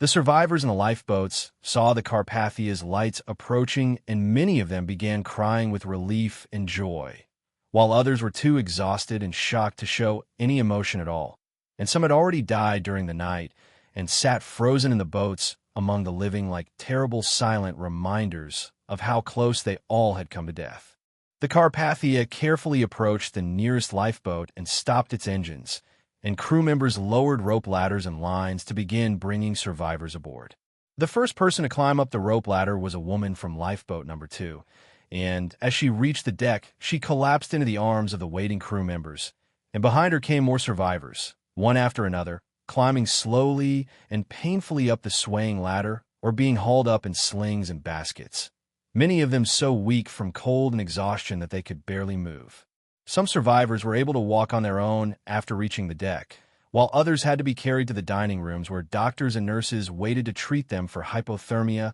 frostbite, shock, and injuries. The crew of the Carpathia worked tirelessly for hours, moving from one lifeboat to another, picking up survivors and bringing them aboard, offering hot drinks and food and blankets, and kind words to people who had just experienced the most traumatic night of their lives. Many of the survivors asked immediately about loved ones, desperately hoping that their husbands or wives or children had been picked up by a different boat and would be found alive, and it broke the hearts of the Carpathia's crew to tell them gently that the Titanic had sunk and that there were no other rescue ships, and that these lifeboats represented all the survivors there would ever be. As the sun rose higher and the morning light grew stronger, the full horror of the disaster became visible to everyone. The ocean surface was covered with debris from the ship, including deck chairs, wooden panels, doors, luggage, papers, articles of clothing, life jackets, and bodies, hundreds of bodies floating in the water, most of them wearing life jackets that kept them on the surface, frozen in death with their faces turned toward the sky. The Carpathia sailed slowly through this field of wreckage and bodies, and survivors standing on its decks looked down in shock and grief at the evidence of the catastrophe, searching the faces of the dead for people they knew, seeing their fellow passengers and crew members floating past like tragic dolls that had been thrown away. Some survivors broke down, sobbing, while others stood in stunned silence, unable to process what they were seeing, unable to believe that just a few hours ago all these people had been alive and warm and full of dreams and plans, and now they were gone forever. The crew of the Carpathia retrieved several bodies from the water, but quickly realized that there were too many to collect them all, and that the most important priority was to care for the living survivors who still needed help. By 8:30 in the morning, all the lifeboats had been reached, and all the survivors who were still alive had been brought aboard the Carpathia. The final count was 705 survivors out of the approximately 2,240 people who had been aboard the Titanic when it struck the iceberg, which meant that more than 1,500 people had died during the night, making this one of the deadliest peacetime maritime disasters in history. The survivors included only a small number of men compared to women and children, because the policy of loading women and children first into the lifeboats had been mostly followed, though imperfectly and inconsistently. Among the survivors were several famous and wealthy people, including Margaret Brown, Lady Duff Gordon, and her husband Sir Cosmo J. Bruce Ismay, who would be heavily criticized for saving himself while so many others died, and Madeline Astor, who had lost her husband. Among the dead were John Jacob Astor, Benjamin Guggenheim, Isidore and Ida Strauss, Thomas Andrews, the ship's designer, Captain Smith, the band leader Wallace Hartley, and all his musicians, Father Thomas Biles, and hundreds of others whose names were known only to their families and whose stories would never be told. The death toll was particularly high among the crew members who had worked in the engine rooms and boiler rooms, almost all of whom died because they stayed at their posts until the very end and then had no time to reach the lifeboats. And it was also very high among third-class passengers who had difficulty reaching the boat deck and were often left behind when the lifeboats were launched. Captain Rostron now faced another difficult decision about what to do next. The Carpathia was carrying its own passengers who were supposed to be sailing to Europe, but Rostron decided without hesitation that he would turn around and head back to New York instead, because the Titanic survivors needed immediate medical care and a safe port and could not be taken to Europe when many of them had lost everything and needed to be in America, where most of them had been heading. Rostron also decided that rather than lingering in the area to search for more bodies, he would leave as soon as possible, because there was clearly no one left alive in the water, and staying longer would only traumatize the survivors further by making them watch the bodies float past. Before departing, Rostron ordered a brief memorial service held on deck for those who had died, and survivors gathered in the morning sunlight.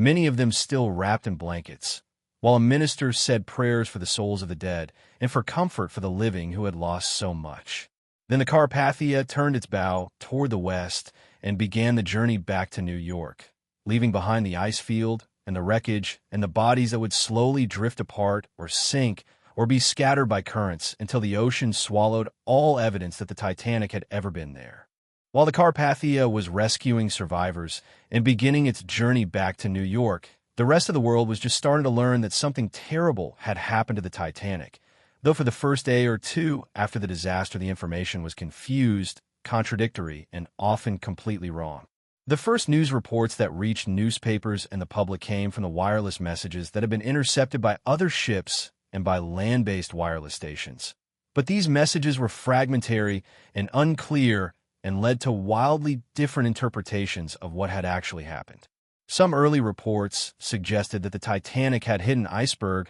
but was being towed to port and all passengers were safe, while other reports said the ship had sunk but everyone had been rescued by passing vessels. And still other reports claimed that the ship was still afloat and waiting for help. This confusion was made worse by the fact that the Carpathia, which had picked up the survivors, maintained radio silence for most of its journey back to New York except for sending brief lists of survivor names. Because Captain Rostron wanted to preserve his wireless equipment's power and also wanted to prevent his operator from being overwhelmed by the flood of inquiries and messages that were being sent from shore stations and other ships demanding information about what had happened. The White Star Line's offices in Southampton, Liverpool, London, and New York were besieged by crowds of people desperate for information about their relatives and friends who had been aboard the Titanic. In Southampton, where many of the crew members had lived, hundreds of families gathered outside the White Star Line office waiting for news, and when the first incomplete lists of survivors were posted,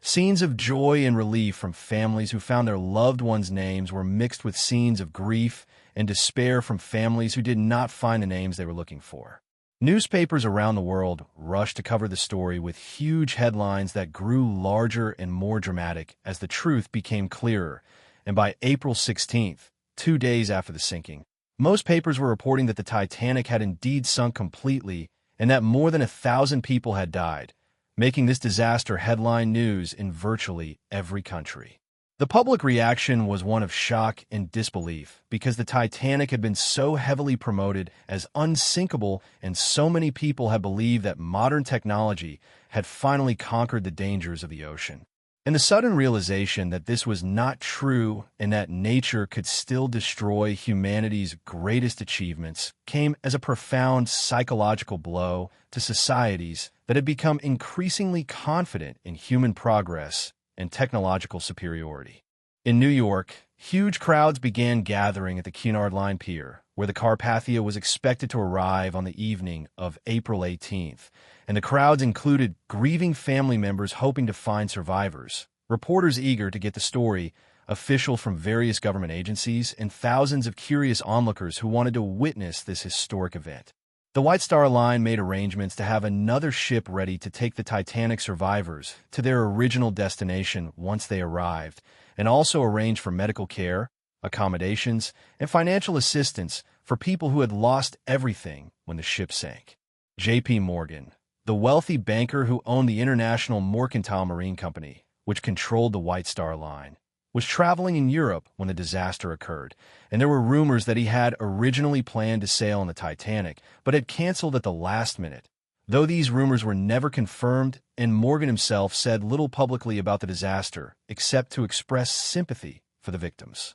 The families of the wealthiest passengers who had died began making arrangements to search for bodies and recover them for proper burial, offering large rewards to any ships that would sail to the disaster site and retrieve bodies from the water before they sank or drifted away. As the Carpathia approached New York on the evening of April 18th, the rain was falling heavily and the night was dark and miserable, matching the somber mood of everyone involved. Small boats filled with reporters tried to approach the Carpathia to get information and photographs, but Captain Rostron refused to stop or allow anyone aboard until the ship reached the pier, wanting to protect his passengers and the traumatized survivors from harassment. When the Carpathia finally docked at Pier 54 at around 9:30 that evening, More than 40,000 people had gathered in the streets and on nearby roofs, and any place where they could catch a glimpse of the survivors disembarking. The crowd was mostly silent, showing respect for the tragedy,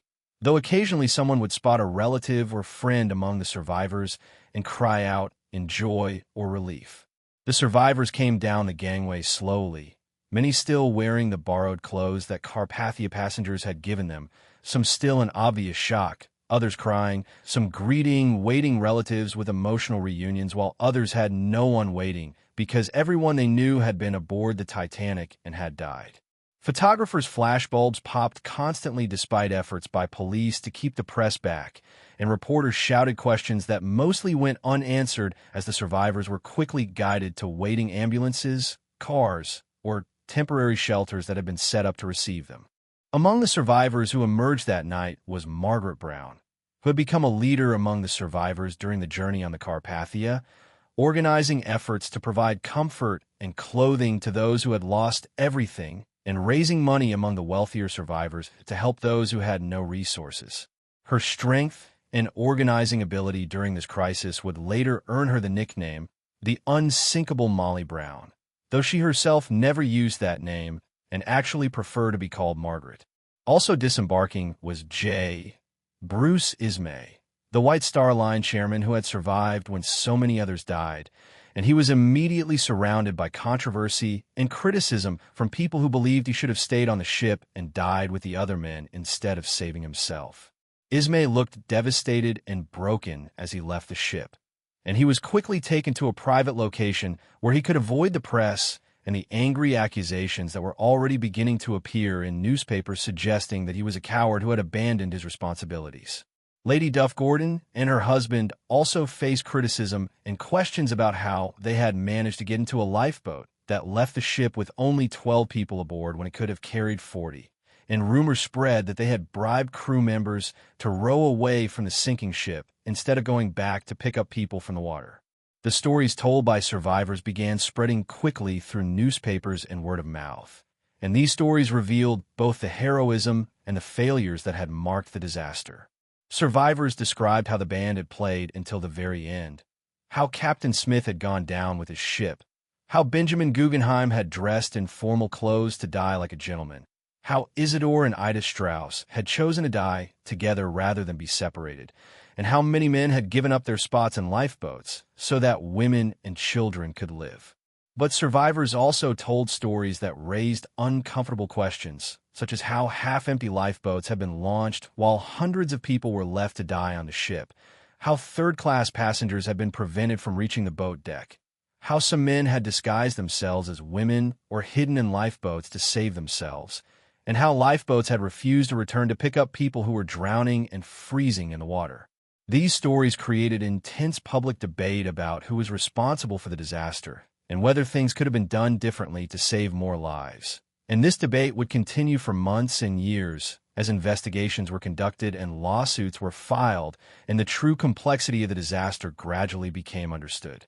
Within days of the Carpathia's arrival, both the United States Senate and the British Board of Trade announced that they would conduct official investigations into the disaster to determine what had happened and whether anyone was to blame. The U.S. Senate investigation began immediately, even before many survivors had recovered from their ordeal, and was led by Senator William Alden Smith of Michigan, who was determined to get answers about why so many people had died and whether the White Star Line or the ship's officers had been negligent or reckless. The investigation called dozens of witnesses, including surviving officers and crew members from the Titanic, J. Bruce Ismay, wireless operators, passengers, and experts on ship design and safety regulations. The testimony revealed many shocking facts, including that the ship had been sailing at nearly full speed through a region where ice warnings had been received, that there had been no lifeboat drill during the voyage, that many crew members had no training in how to launch or operate the lifeboats,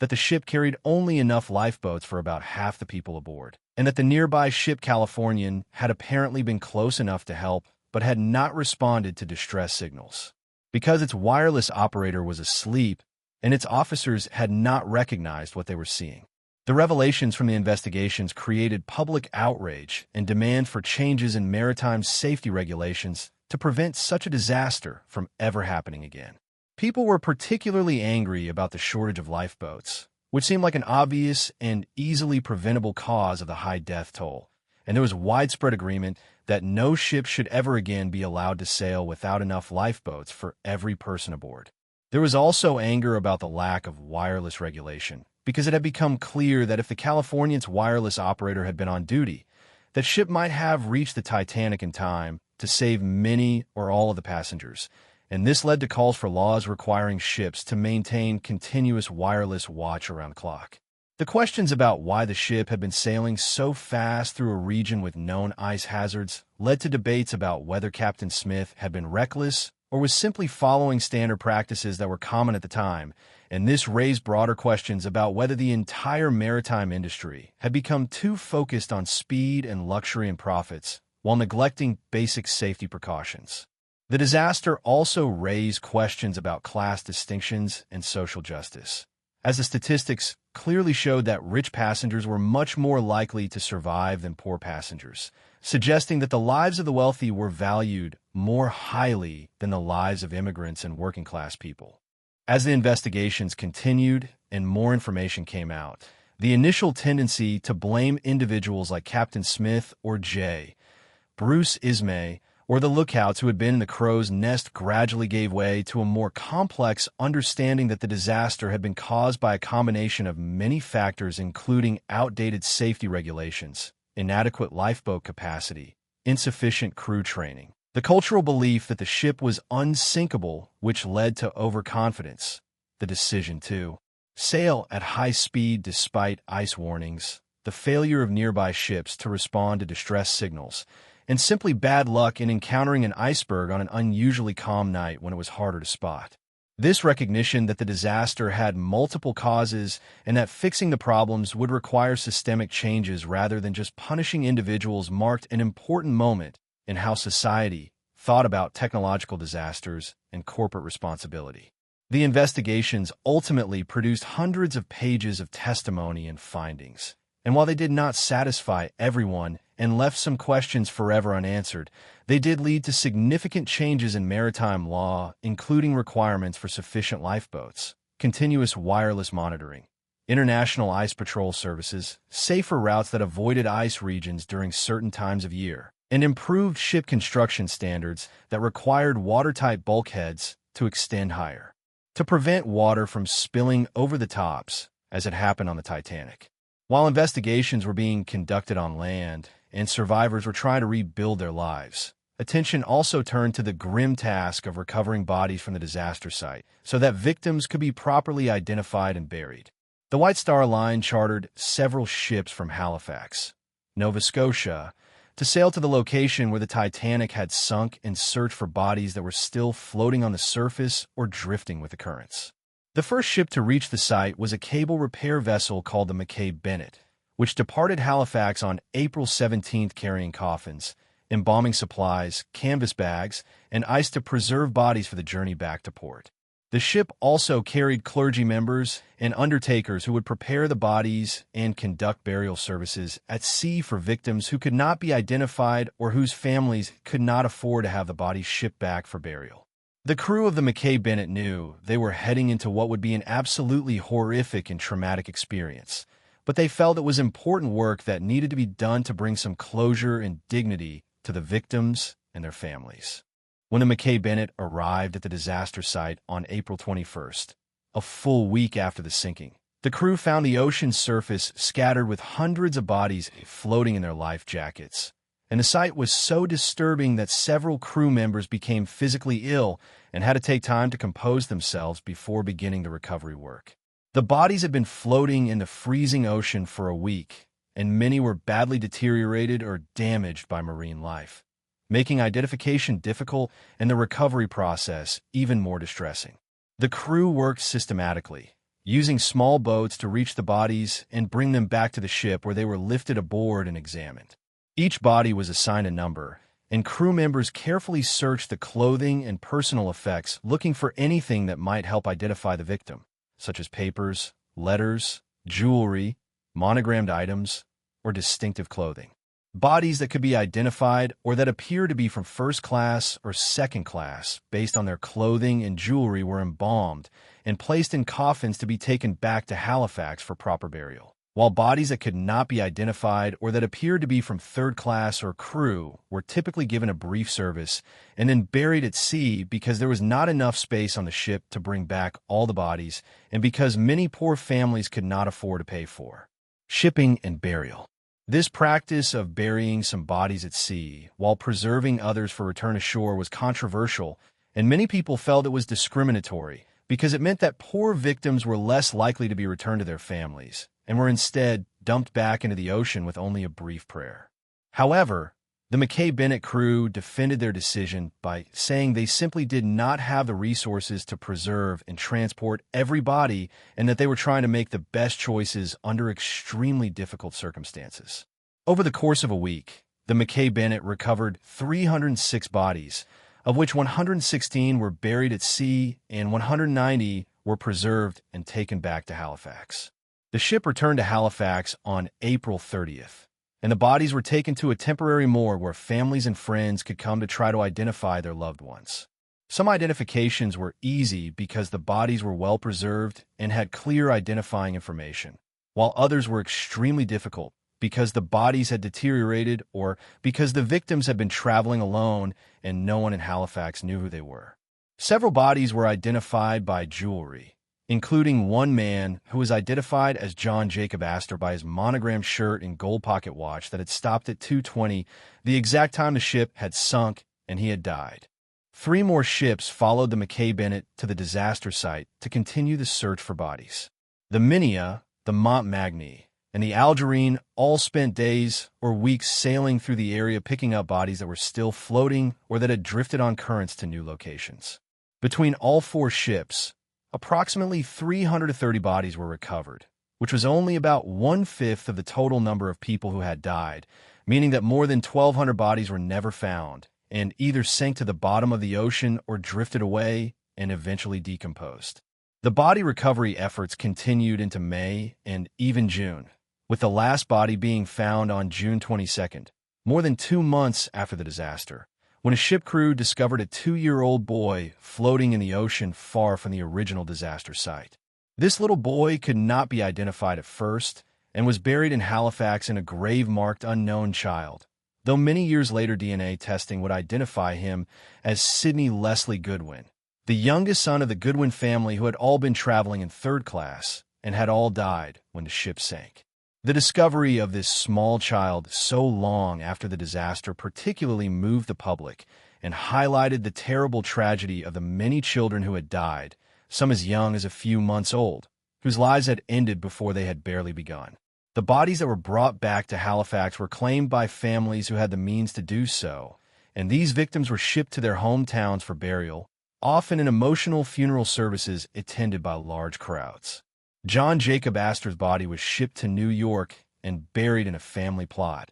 as were the bodies of Benjamin Guggenheim and Isidore Straus, though Ida Straus's body was never found, and she remained forever in the ocean where she had died holding her husband's hand. The bodies of many crew members who were identified were claimed by their families in Southampton and other British towns, and these funerals were often the only acknowledgement these working-class men and women received for their service and sacrifice. The bodies that were never identified or never claimed were buried in 3 Halifax cemeteries, with grave markers that listed only their body number and the date of the disaster, creating a permanent memorial to unknown victims whose identities remain a mystery to this day. Some graves were later given proper headstones when families eventually identified victims through descriptions or personal effects. But many graves still carry only numbers, representing people whose names and stories were lost when the Titanic sank and who are remembered now only as victims without individual identities. The body recovery operation was traumatic for everyone involved, from the ship crews who handled the disturbing work of pulling decomposed bodies from the ocean, to the undertakers and clergy who processed and prepared the bodies, to the families who came to Halifax hoping to find their loved ones and who had to view bodies in various states of decay, looking for familiar features or personal items that might confirm an identity. Several crew members from the recovery ships later reported having nightmares and psychological trauma for what they had witnessed, describing how they could not forget the sight of hundreds of bodies floating in the ocean or the sound of the ocean waves gently moving the bodies as if they were still alive. The families who did find and identify their loved ones often expressed relief that at least they had a body to bury and a grave to visit, while families whose loved ones were never found had to live with the uncertainty and a lack of closure that comes from never knowing exactly what happened to someone they loved. This aspect of the disaster, the permanent separation of families and the impossibility of recovering most of the victims, added an extra layer of grief and trauma that lasted for generations as children grew up without parents. Wives became widows, parents lost children, and entire communities were devastated by the loss of multiple residents who had been aboard the ship. From a moment the Titanic sank, the disaster was surrounded by questions, mysteries, and controversies that have never been fully resolved despite more than a century of investigations, inquiries, research, and debate. One of the most persistent mysteries involves the Californian, the ship that was close enough to potentially save everyone on the Titanic if it had responded to distress signals, but instead remained stopped for the night, with its wireless operator asleep, and its officers apparently unaware that a disaster was happening just a few miles away. The crew of the Californian testified that they saw a ship in the distance that night and saw what appeared to be rockets being fired, but they claimed they thought these were company signals or private signals rather than distress rockets, and they did not wake their wireless operator or steam toward the ship to investigate. The Titanic's officers, meanwhile, reported seeing the lights of a nearby ship and trying to signal it with rockets and lamps, and they believed this ship should have easily seen they were in distress and should have come to help. The question of exactly how far apart the two ships were and whether the Californian's officers should have recognized that the Titanic was in trouble has been debated endlessly, with some people claiming the Californian was closer than 10 miles and should have absolutely responded, while others argue the ship was farther away and that its officers reasonably misinterpreted what they were seeing. Another major mystery involves the ship's speed and the decisions made by Captain Smith on the night of the disaster. Multiple ice warnings had been received throughout the day on April 14th, informing the Titanic that there were icebergs and ice fields in the area ahead. Yet Captain Smith kept the ship steaming at nearly full speed right up until the moment it hit the iceberg. Some people have argued that this was reckless and negligent, that Smith should have slowed down or altered course more significantly to avoid the ice danger, and that his overconfidence in the ship's unsinkability led him to take risks that a more cautious captain would have avoided. Others defend Smith by pointing out that maintaining speed despite ice warnings was standard practice for passenger ships at that time, because companies wanted fast crossings to remain competitive, and that Smith was following normal procedures that had worked successfully for decades without major incidents. There are also questions about whether Bruce Ismay, the White Star Line chairman who was aboard the ship, pressured Smith to maintain high speed so the Titanic could arrive in New York early and generate positive publicity, though Ismay denied this accusation, and there is no conclusive evidence that he interfered with the captain's decisions. The truth about what motivated Smith's choices may never be fully known, because Smith died with his ship and left no written explanation of his reasoning. The breakup of the ship has also been a subject of mystery and controversy. For many decades after the disaster, the official position was that the Titanic had sunk intact in one piece, going down bow first and sliding gracefully beneath the surface without breaking apart, and survivors who claimed they had seen the ship break in two were often dismissed or ignored because this seemed impossible for such a strongly built vessel. However, when the wreck was finally discovered in 1985 by Robert Ballard and his team, they found that the ship had indeed broken into two large sections that were lying about 2,000 feet apart on the ocean floor, surrounded by a huge debris field of scattered material. This discovery proved that the ship had suffered a catastrophic structural failure and had torn apart, and it raised questions about the quality of the ship's construction and whether design flaws or weak materials had contributed to the breakup. Subsequent research has revealed that many of the rivets holding the ship's steel plates together were made of lower quality iron rather than steel, especially in the bow section where the iceberg damage occurred, and that these iron rivets were weaker and more brittle than steel rivets would have been, making them more likely to fail under stress. This has led to debates about whether the White Star Line and Harland and Wolff cut corners on construction quality to save money, and whether a better constructed ship might have withstood the iceberg collision without sinking, or at least might have stayed afloat longer. There are also numerous smaller mysteries and unexplained aspects of the disaster that continue to fascinate researchers and the public. Why were the binoculars that the lookouts needed locked away in a cabinet with no accessible key? Could the collision have been avoided if the lookouts had been able to use binoculars to spot the iceberg sooner? Some researchers have suggested that unusual atmospheric conditions that night, possibly including a mirage effect caused by cold air layers, made it harder to see icebergs and might have contributed to the collision, though this theory remains controversial. Why did so many lifeboats leave the ship half empty when there were plenty of people who needed seats? Some have argued that this was due to poor crew training and confusion, while others suggest there was a deliberate policy of launching boats partially filled with plans to return to pick up more people, though this plan was never executed. What happened to the Titanic's massive safes that contained valuables, jewelry, and money belonging to wealthy passengers? When the wreck was explored, these safes were found broken open, possibly by the force of the ship's impact with the ocean floor, and their contents were scattered or lost in the debris field, leading to speculation about whether all the valuables were really lost or whether some might have been secretly recovered by early salvage expeditions. One particularly haunting mystery involves claims that the disaster was predicted or that there were strange premonitions or warnings that were ignored. Some passengers reportedly had bad feelings about the voyage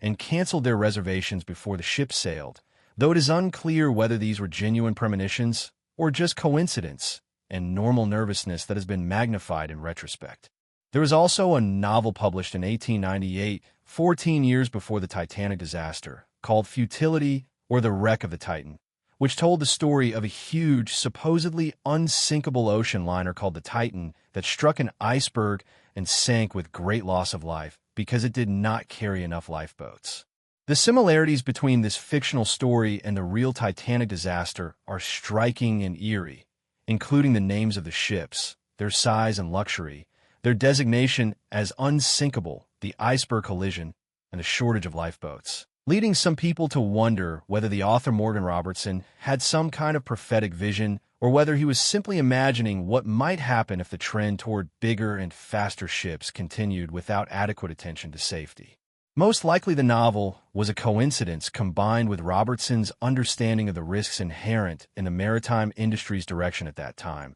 but it remains one of the strange aspects of the Titanic story that adds to its mysterious quality. Another controversy that emerged years after the disaster involves allegations that the ship that sank was not actually the Titanic, but was instead its sister ship, the Olympic, in an elaborate insurance fraud scheme. This conspiracy theory suggests that the White Star Line secretly switched the two ships before the maiden voyage because the Olympic had been damaged in previous collisions and was expensive to repair, and the company supposedly planned to sink the damaged Olympic while calling it the Titanic, and then collect insurance money. This theory has been thoroughly investigated and debunked by historians and researchers who have found no credible evidence to support it, and who have pointed out numerous problems with the theory's logic and timeline. But it continues to circulate because some people find it compelling or because they want to believe there's a hidden truth that explains the disaster. The reality is that the ship that sank was definitely the Titanic,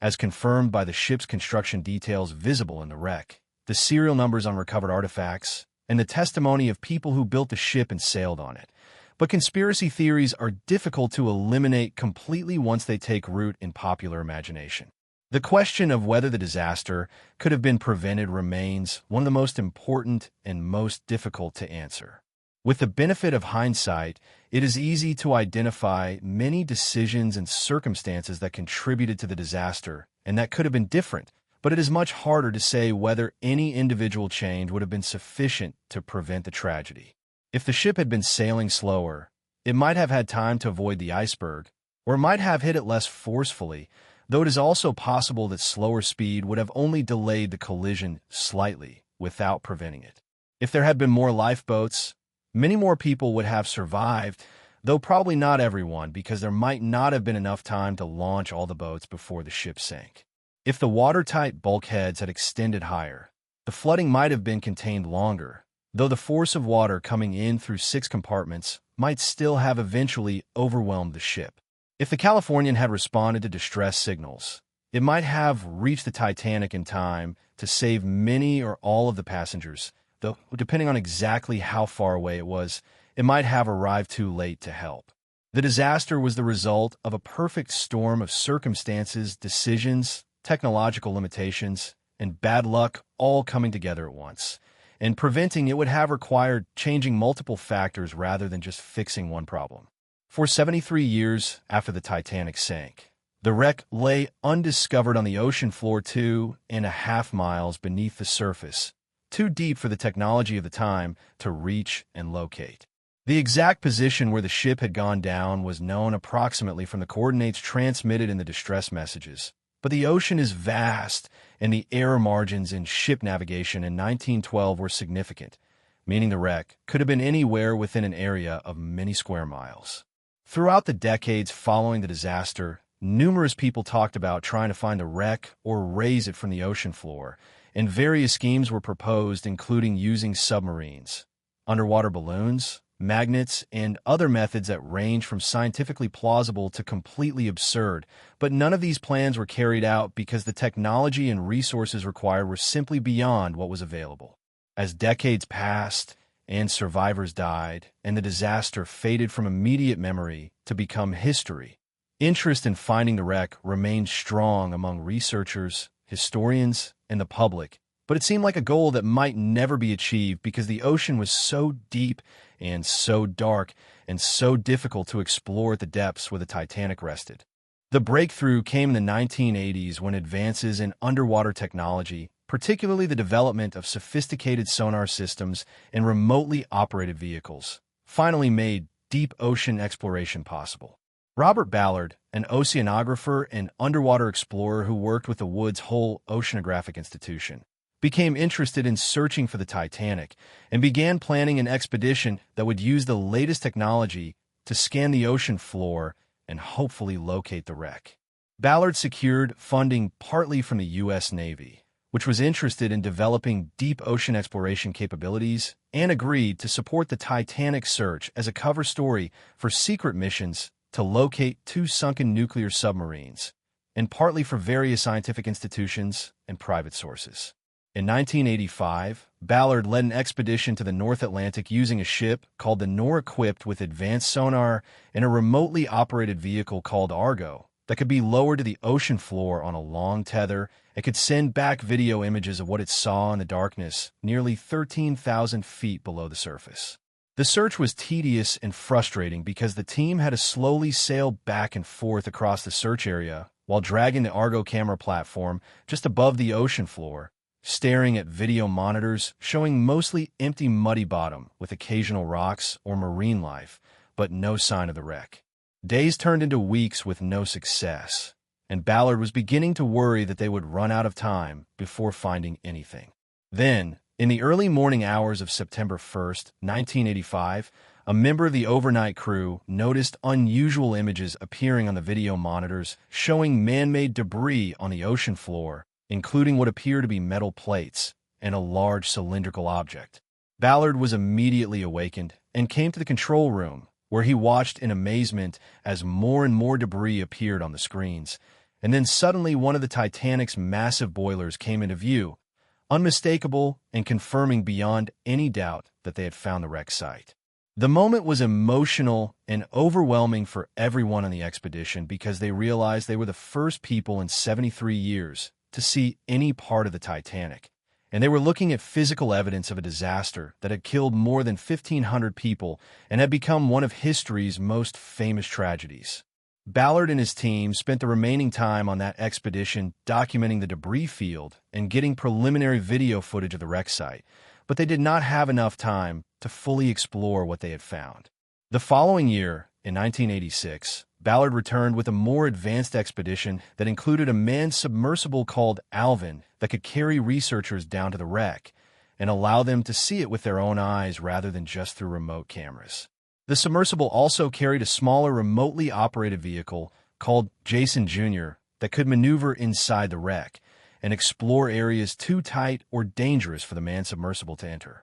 Over the course of several dives, Ballard and his team were able to document the wreck extensively and make numerous discoveries about the ship's condition and how it had broken apart and settled on the ocean floor. What they found was both fascinating and sobering. A massive ship that had once been beautiful and proud, now lying broken and slowly decaying in the eternal darkness of the deep ocean. The wreck lay in two main pieces separated by about 2,000 feet, with the bow section relatively intact and sitting upright on the bottom, while the stern section was much more damaged and destroyed, apparently having broken apart extensively during the descent and impact. The debris field between and around the two main sections contained thousands of objects that had spilled out of the ship as it sank, including pieces of the ship's structure, coal from the bunkers, pieces of the engines and boilers, dishes and bottles from the kitchens, furniture, luggage, personal items,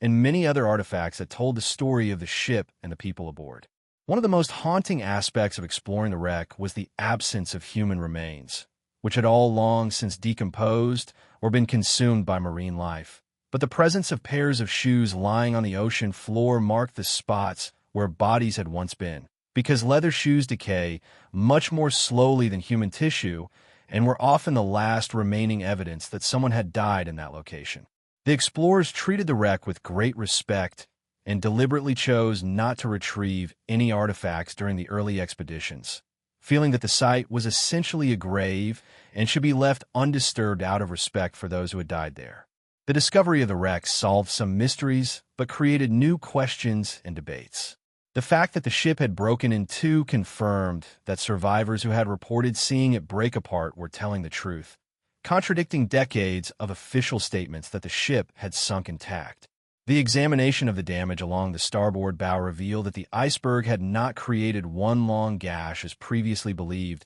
but had instead caused a series of separations in the hull plates and popped rivets along several different locations, allowing water to enter through gaps that together totaled only about 12 square feet, surprisingly small openings that nonetheless were sufficient to doom the massive ship. The condition of the wreck also showed that the steel used in the ship's construction had been more brittle than modern steel, particularly in cold water, and that many of the rivets were made of lower quality iron that was weaker than the steel plates they were supposed to hold together, supporting theories that construction quality issues had contributed to the disaster. However, researchers emphasized that even with better materials and construction, the ship probably still would have sunk, because 6 compartments were flooded, and that was more than any reasonable design could have handled. The discovery of the wreck generated enormous public interest and media coverage around the world, with images of the ship lying on the ocean floor appearing on television, in magazines, and in newspapers,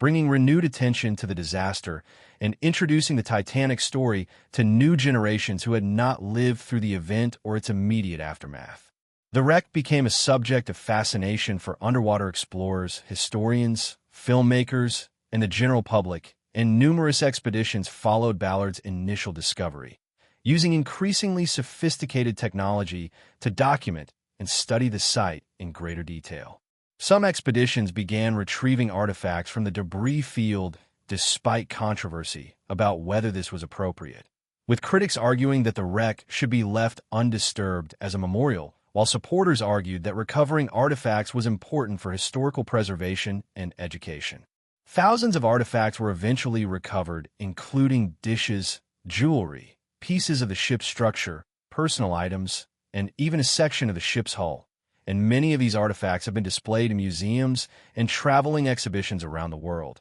allowing millions of people to see physical objects from the Titanic and feel a direct connection to the history. The condition of the wreck has deteriorated significantly since it was discovered because the ship is being slowly consumed by rust and by bacteria that eat iron and create the rusticles, which are rust formations that look like icicles but are made of rust and bacterial colonies. Scientists estimate that the wreck may completely collapse and disappear within the next few decades or possibly within the next century, as the metal structure weakens and can no longer support itself against the water pressure and the effects of corrosion. This inevitable decay adds urgency to efforts to document and study the wreck while it still exists in recognizable form. And it also raises philosophical questions about whether the eventual disappearance of the physical wreck will change how the disaster is remembered and commemorated. Some people feel that when the wreck finally dissolves completely into rust and sediment, it will represent the final chapter in the Titanic story and the final release of the ship and the souls of those who died on it. While others believe that the memory and lessons of the disaster will continue regardless of whether the physical wreck exists or not. The Titanic disaster had an immediate and profound impact on society and culture that extended far beyond the maritime industry and touched on fundamental questions about technology, class, mortality, and human nature. In the immediate aftermath, there was a tremendous outpouring of grief and sympathy for the victims and survivors, with memorial services held in cities around the world and funds established to help widows and orphans who had lost their breadwinners. The disaster became a major topic of conversation in homes, workplaces, churches, and newspapers, and it seemed like everyone had an opinion about what had happened and what it meant. For many people, especially those who had embraced the idea that modern technology was making the world safer and more controllable,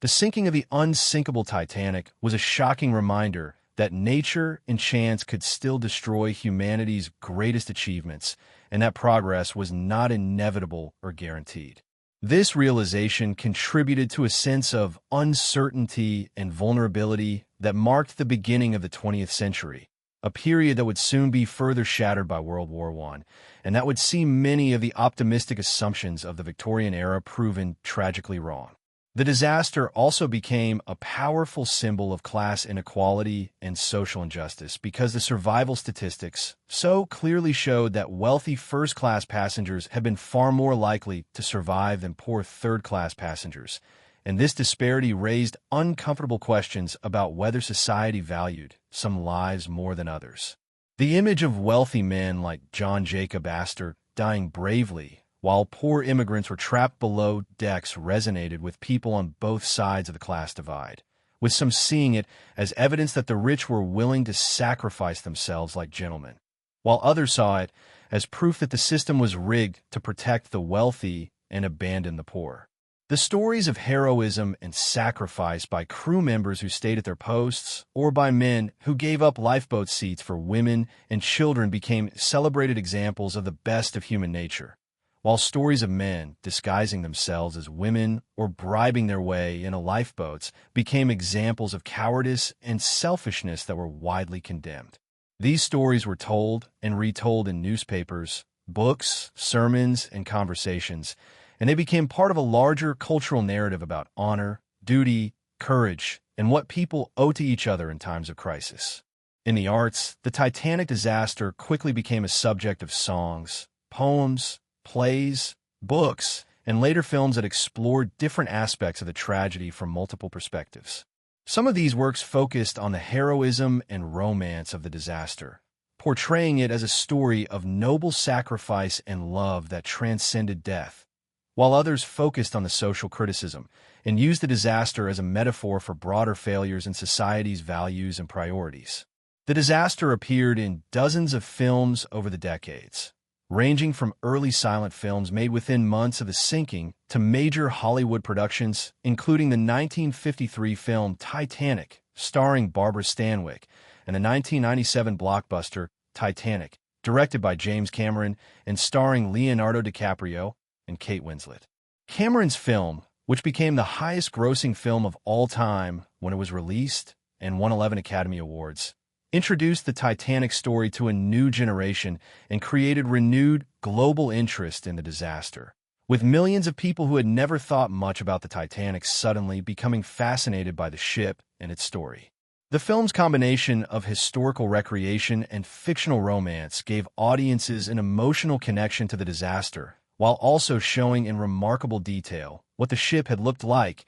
and how the sinking had unfolded. The Titanic has remained a subject of endless fascination for historians, researchers, writers, and the general public for more than a century. With hundreds of books written about various aspects of the disaster, and with new theories and interpretations continuing to emerge as researchers analyze and reanalyze the evidence. Some books focus on the technical aspects of a ship's design and the physics of the sinking, while others focus on the human stories of passengers and crew, and still others use the disaster as a lens for examining broader historical and social issues. The Titanic has been analyzed from economic perspectives, feminist perspectives, class analysis perspectives, technological and engineering perspectives, and many others, with each approach revealing different dimensions of the disaster and its significance. Survivor accounts and letters and diaries have been collected and published, providing first-hand perspectives on the experience of being aboard the ship and living through the disaster.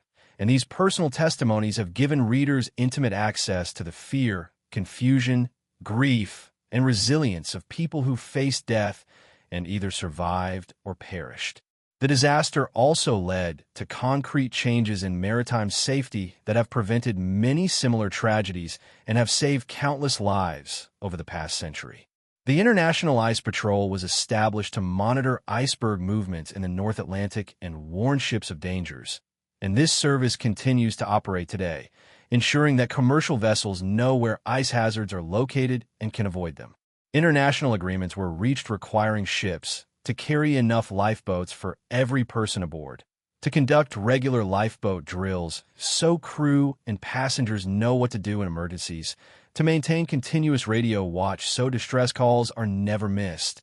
and to follow safer routes during seasons when ice is present. Ship construction standards were improved to require stronger materials, better watertight compartments that extend higher, and more robust hull designs that can better withstand collisions and damage. These changes were directly prompted by the Titanic disaster and by the recognition that the maritime industry had become too focused on speed, luxury, and profits while neglecting basic safety. And while these improvements came too late to save the Titanic's victims, they have prevented many other disasters and have made ocean travel vastly safer than it was in 1912. The Titanic has also become a powerful symbol and metaphor that is used in many contexts beyond the specific historical event. People speak of various failing enterprises or situations as being like rearranging deck chairs on the Titanic, meaning making trivial changes while ignoring fundamental problems that are leading to disaster. The phrase tip of the iceberg is often used in connection with Titanic imagery to describe situations where visible problems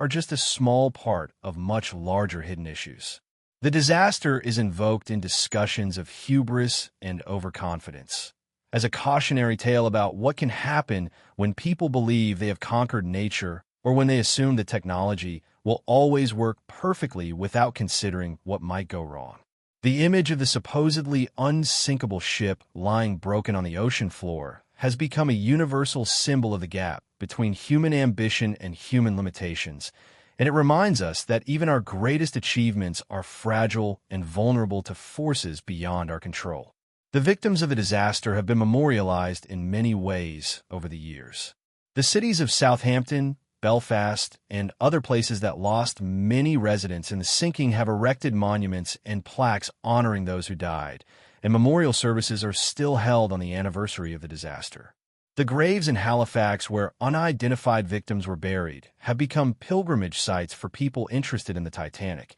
and many of these graves have been adopted by volunteers who maintain them and place flowers to honor the unknown people who rest there. Descendants of victims and survivors have formed organizations to preserve the memory of their relatives and to ensure that their stories are not forgotten. And these family connections to the disaster have kept the human dimension of the tragedy alive across generations. Musicians who died in the disaster have been especially honored for their courage in playing music until the end, and several memorials specifically commemorate the sacrifice of Wallace Hartley and the other band members who tried to bring comfort to terrified passengers during the worst moments of their lives. The 705 people who survived the Titanic disaster faced the enormous challenge of rebuilding their lives after experiencing one of the most traumatic events imaginable, losing loved ones, losing possessions, and carrying memories that would haunt many of them for the rest of their lives. Some survivors coped by talking openly about their experiences,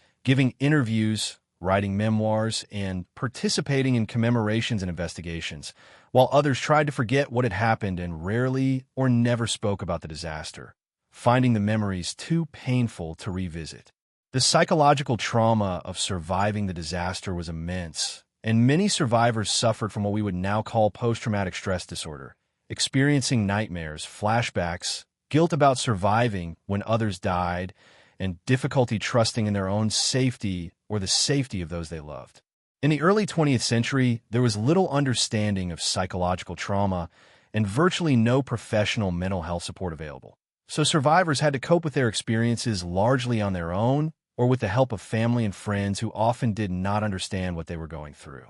Margaret Brown, who became famous as the unsinkable Molly Brown, dedicated much of the rest of her life to various social causes, including women's rights, workers' rights, and education, and she often spoke about the Titanic disaster and the lessons it taught about courage and human nature. She worked tirelessly to help other survivors, particularly those who had lost everything and had no resources, and she used her wealth and social connections to raise money and provide support for widows and orphans. Brown became a celebrity because of her Titanic experience and her colorful personality, and her story was later turned into a Broadway musical and a Hollywood film. Though these dramatizations took significant liberties with the facts and created a somewhat mythologized version of her character. The real Margaret Brown was more complex and more interesting than the simplified version presented in popular culture, being genuinely devoted to social justice causes while also enjoying the attention and fame that came from being a Titanic survivor and having an outsized personality. J. Bruce Ismay, the White Star Line chairman who survived the disaster, lived the rest of his life under a cloud of controversy and criticism. He was widely condemned in the press and in public opinion for having saved himself when so many others died, and he was accused of being a coward who should have stayed on the ship and gone down with it like Captain Smith and so many other men. Ismay maintained that he had only boarded a lifeboat when there were no women or children nearby, and when the boat was about to be lowered, and he insisted he had not pushed anyone aside or taken a spot that could have saved someone else. But these explanations did little to rehabilitate his reputation. He withdrew from public life after the disaster, eventually resigning from his position at the White Star Line, and he spent much of his remaining years in seclusion, rarely speaking about the Titanic and apparently deeply affected by the accusations and by the guilt of having survived when so many others had died. Ismay's story raises difficult questions about survival and moral responsibility, about whether there are circumstances in which a person should choose death over survival, and about how we judge people who save themselves in disasters. Many child survivors of the Titanic grew up carrying memories of the disaster and dealing with the long-term effects of having lost parents or siblings in the sinking. Some of these children were too young to remember the disaster clearly and only knew what they had been told by relatives or read in books, while others had vivid memories that stayed with them throughout their lives. Melvina Dean, who was only 2 months old when the disaster occurred, became the last living Titanic survivor before her death in 2009 at age 97. And she spent many years attending Titanic events and speaking about the disaster, even though she had no personal memory of it. Her father had died in the sinking, and her mother had escaped in a lifeboat with Melvina and her brother.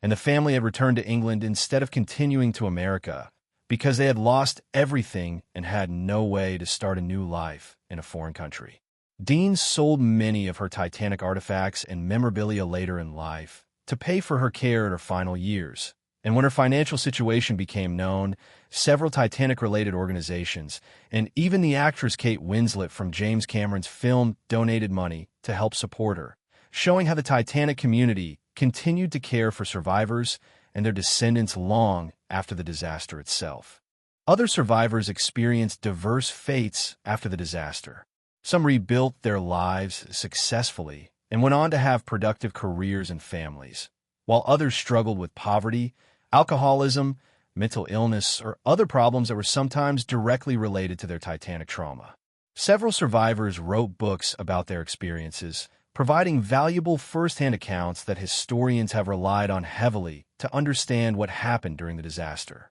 Lawrence Beasley, a second-class passenger and schoolteacher who survived, wrote a detailed account called The Loss of the SS Titanic, published just months after the disaster while his memories were still fresh. and his book provided one of the most thorough and thoughtful survivor perspectives on the sinking. Archibald Gracie, a first-class passenger who survived after clinging to the overturned collapsible boat for hours, wrote an account called The Truth About the Titanic, but died before it was published, apparently from health problems related to his ordeal in the freezing water. These accounts and many others have been invaluable for researchers trying to piece together exactly what happened during the disaster and how people experienced it. Some survivors faced legal and financial difficulties after the disaster because they had lost all their possessions and had no money, no identification papers, and no way to prove who they were or what they had owned. Immigrant survivors who had been heading to America to start new lives found themselves stranded in New York with nothing,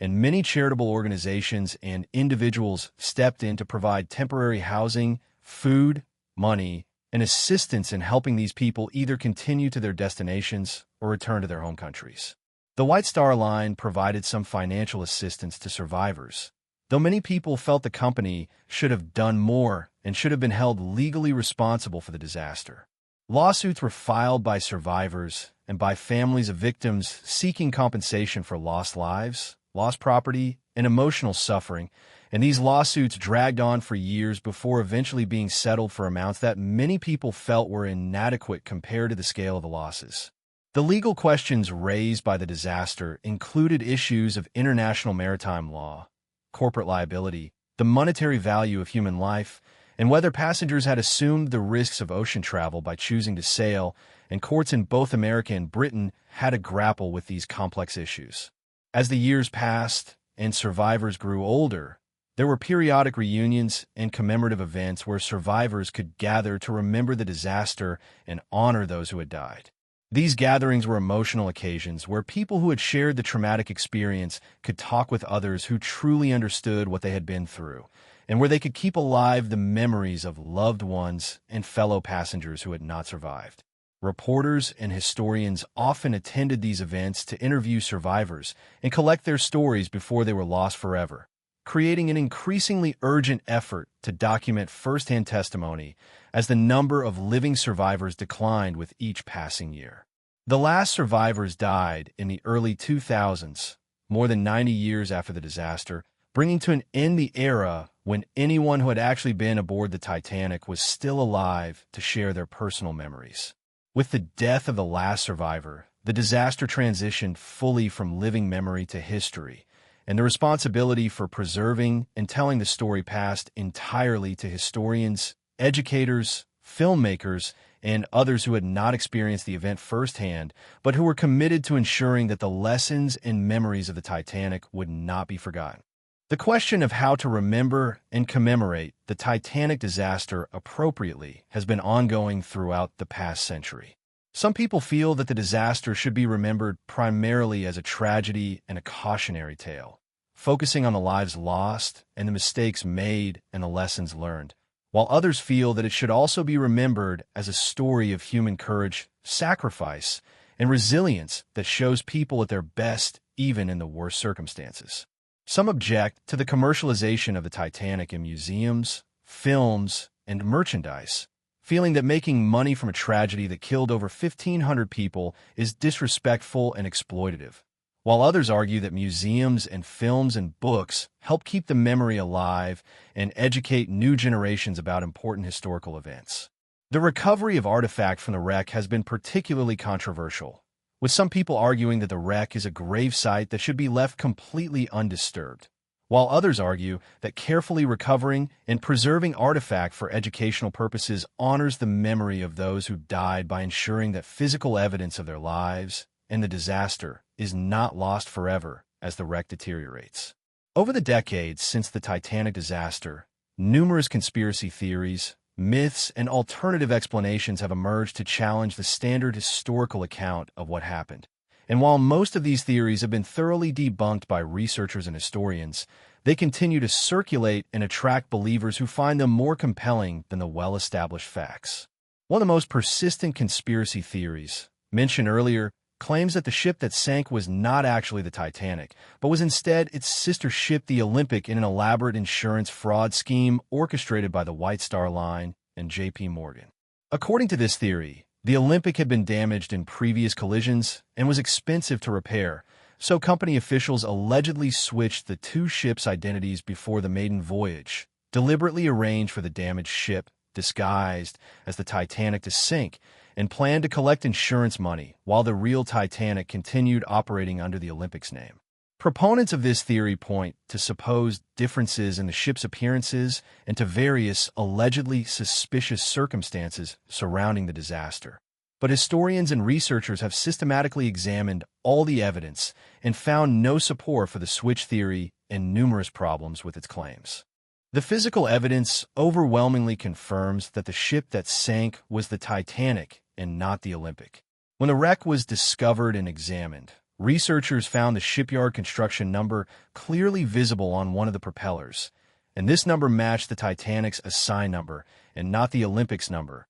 definitively proving which ship was at the bottom of the ocean. Detailed photographs and documentation from the ship's construction show minor differences between the Titanic and Olympic in areas like window configurations and deck layouts, and these differences match what is seen in the wreck, again confirming that the correct ship sank. The timeline and logistics of supposedly switching two enormous ships without anyone noticing would have been virtually impossible, because thousands of workers and passengers and crew members would have had to be involved or fooled, and maintaining such a conspiracy would have required a level of coordination and secrecy that is completely unrealistic. Additionally, the insurance on the Titanic was less than the ship's construction cost, so sinking the ship would actually have resulted in a financial loss for the White Star Line rather than a profit, eliminating any financial motive for a deliberate sinking. Despite all this evidence, the switch theory persists in books and online discussions because some people find conspiracy theories inherently appealing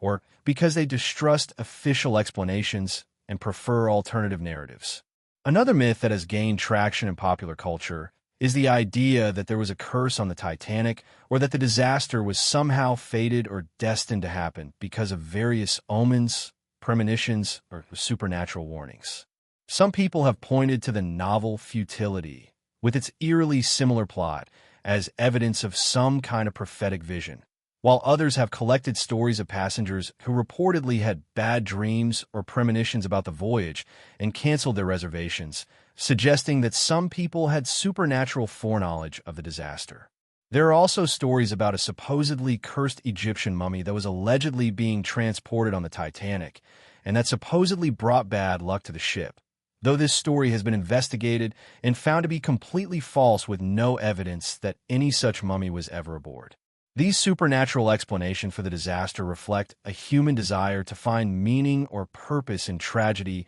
and a tendency to see patterns and connections even where none exist, but they distract from the real causes of the disaster, which were very mundane and had nothing to do with curses or destiny and everything to do with human decisions, technological limitations, and bad luck. Some myths about the Titanic involve exaggerations or misunderstandings of what actually happened during the disaster. For example, many people believe that the ship's band played the hymn "Nearer, My God, to Thee" as the ship was sinking in its final moments. And this image has become iconic in films and popular culture. But survivor testimony about what the band played is actually contradictory and uncertain, with different survivors remembering different songs and no consensus about whether "Nearer, My God, to Thee" was really played or not. The story has become accepted as fact through repetition despite the lack of clear evidence, showing how myth and reality can blend together over time when a story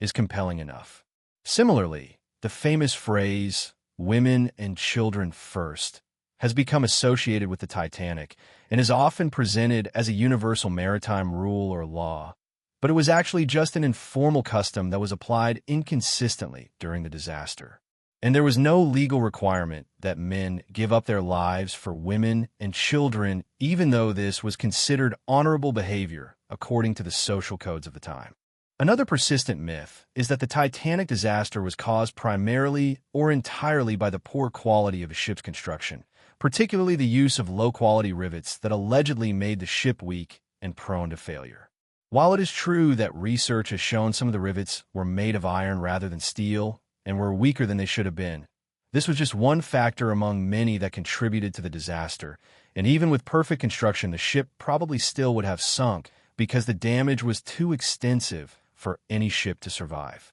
Focusing exclusively on construction quality as the cause of the disaster oversimplifies a complex event that resulted from multiple factors, including the decision to sail at high speed through ice, the shortage of lifeboats, the lack of proper crew training, the failure of nearby ships to respond, and simply the bad luck of hitting an iceberg in a particularly vulnerable location along the hull. Historians emphasize that the disaster should be understood as a systems failure involving technology, human decisions, corporate culture, regulatory inadequacy, and chance all combining to create a catastrophe that might have been prevented if any one of several factors had been different. Some people have also promoted theories that the Titanic disaster was deliberately caused as part of various broader conspiracies involving financial manipulation, political assassination, or secret power struggles among wealthy elites. One version of this theory claims that certain powerful businessmen and bankers who opposed the creation of the Federal Reserve were deliberately killed in the disaster to eliminate their opposition, and that J.P. Morgan arranged the sinking for this purpose. This theory ignores the fact that most of the wealthy men who supposedly opposed the Federal Reserve were not even aboard the Titanic, that Morgan himself was supposed to sail but canceled his plans, and that there is absolutely no evidence of any deliberate plot to sink the ship or to kill specific passengers. The theory reflects a general suspicion of powerful financial interests and a desire to see hidden hands controlling historical events, but it has no basis in documented facts and requires believing in an incredibly complex conspiracy that would have been almost impossible to carry out and even harder to keep secret for over a century. The prevalence of these myths and conspiracy theories about the Titanic reveals something important about how people process historical tragedies and search for meaning in disasters. When something terrible happens that kills many people and shatters assumptions about safety and progress,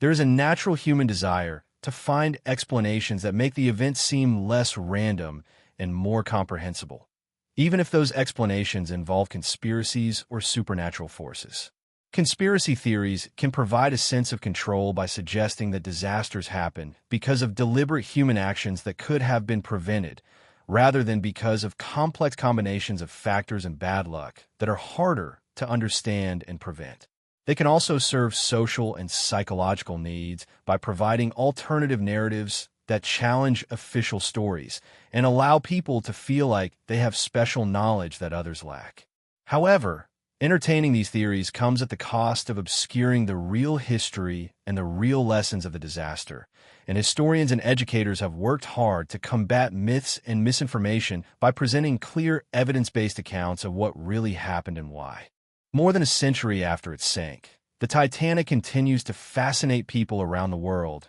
and remains one of the most famous ships in history despite having made only one voyage that ended in disaster. The story has been told and retold countless times in books, films, television programs, documentaries, museum exhibits, and online discussions, and each generation discovers the Titanic anew and finds different meanings and lessons in the disaster. For modern audiences, the Titanic represents many things simultaneously. A tragic loss of life that reminds us of human mortality and the fragility of our accomplishments. A symbol of the gap between human ambition and human limitations. A case study in technological failure and corporate negligence. A romantic setting for stories of love and sacrifice. And a mystery filled with questions about what happened in the final hours and why so many decisions were made that contributed to the death toll. This multiplicity of meanings is part of why the Titanic story remains so powerful and why it continues to generate interest and debate long after most other disasters of similar age have faded from popular consciousness. The discovery of the wreck in 1985 sparked a new era of Titanic interest and led to numerous expeditions to explore and document the site. Some of these expeditions have been scientific research missions aimed at understanding the ship's deterioration, the deep ocean environment, and the physics of the ship's breakup and sinking, while others have been commercial ventures aimed at recovering artifacts for display or sale. The artifact recovery has been highly controversial, with passionate arguments on both sides about whether removing object from the wreck is appropriate or not. Those who support recovery argue that the artifacts provide tangible connections to history and that displaying them in museums educates the public and honors the memory of those who died by preserving physical evidence of their lives and the disaster. They point out that the wreck is deteriorating rapidly and that within a few decades many artifacts will be destroyed or lost forever as the ship collapses. So recovering and preserving them now is a way to save important historical material before it disappears. Those who oppose recovery argue that the wreck is a grave site where over 1,500 people died and that disturbing it for profit or entertainment is disrespectful to the dead and to their descendants. They believe the site should be protected as a maritime memorial and that artifacts should remain where they are as part of the historical context of the disaster. The legal and ethical debates about artifact recovery have led to various attempts to protect the wreck site through international agreements and national laws. In 2012, UNESCO adopted an agreement that treats the wreck as an underwater cultural heritage site, deserving special protection, though not all countries have signed or enforced this agreement. The United States and United Kingdom have negotiated a bilateral treaty that gives special protection to the wreck and requires that any artifact recovery be done only for appropriate purposes like research or exhibition and not for private profit. Though this treaty has also faced challenges in implementation and enforcement. Meanwhile, salvage companies that have recovered artifacts claim legal ownership based on maritime salvage law, which traditionally gives salvors rights to materials they recover from shipwrecks, leading to complex legal battles over who owns Titanic artifacts and who has the right to visit or disturb the wreck. These debates reflect broader questions about how societies should treat historic sites, who has authority to make decisions about cultural heritage, and how to balance preservation, education, and respect for the dead. In popular culture, the Titanic has been featured in numerous films, with James Cameron's 1997 epic Titanic being by far the most influential and successful. Cameron's film combined cutting-edge special effects with a fictional love story set against the real historical disaster, and it was praised for its detailed recreation of the ship and the sinking, while also being criticized by some historians for taking liberties with facts and for oversimplifying complex events. The film's massive commercial success, earning over $2 billion worldwide and winning 11 Academy Awards, including Best Picture, introduced the Titanic story to hundreds of millions of people who might never have encountered otherwise, and it created a new generation of Titanic enthusiasts who wanted to learn more about the real history behind the movie. The film's theme song, My Heart Will Go On, sung by Celine Dion, became one of the best-selling singles of all time and became permanently associated with the Titanic in popular imagination. Cameron, who is himself a deep ocean explorer, later made multiple dives to the actual wreck and produced documentaries about the Titanic that combined historical research with explorations of the underwater site. The Titanic has also been the subject of numerous television documentaries and specials that have examined various aspects of the disaster, using modern technology to create animations and simulations of the sinking, analyze survivor testimony, explore the wreck, and investigate mysteries and controversies. These documentaries have helped keep public interest in the Titanic alive and have educated audiences about the historical context and the human stories behind the disaster. Some documentaries have focused on forensic analysis of exactly how the ship broke apart and sank, using computer models and engineering expertise to understand the forces and sequence of events during the final plunge, while others have focused on social history and the experiences of passengers from different classes, giving voice to the stories of third-class immigrants and crew members whose experiences were often overlooked in earlier accounts that focused mainly on wealthy first-class passengers. The availability of these documentaries on television and streaming services has made it easy for people to learn about the Titanic in depth,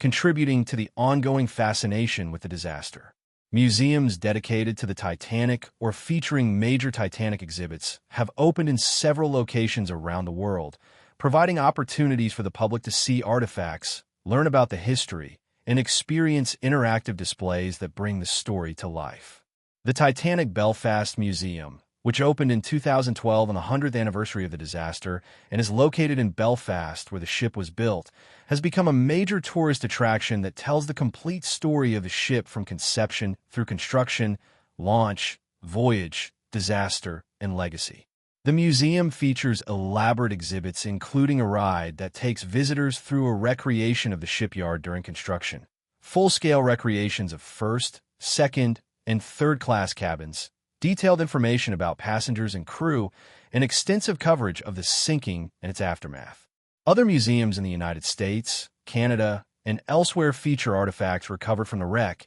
and provide educational programming about the disaster. These museums serve important roles in preserving memory, educating the public, honoring victims, and ensuring that the lessons of the disaster continue to be taught to new generations.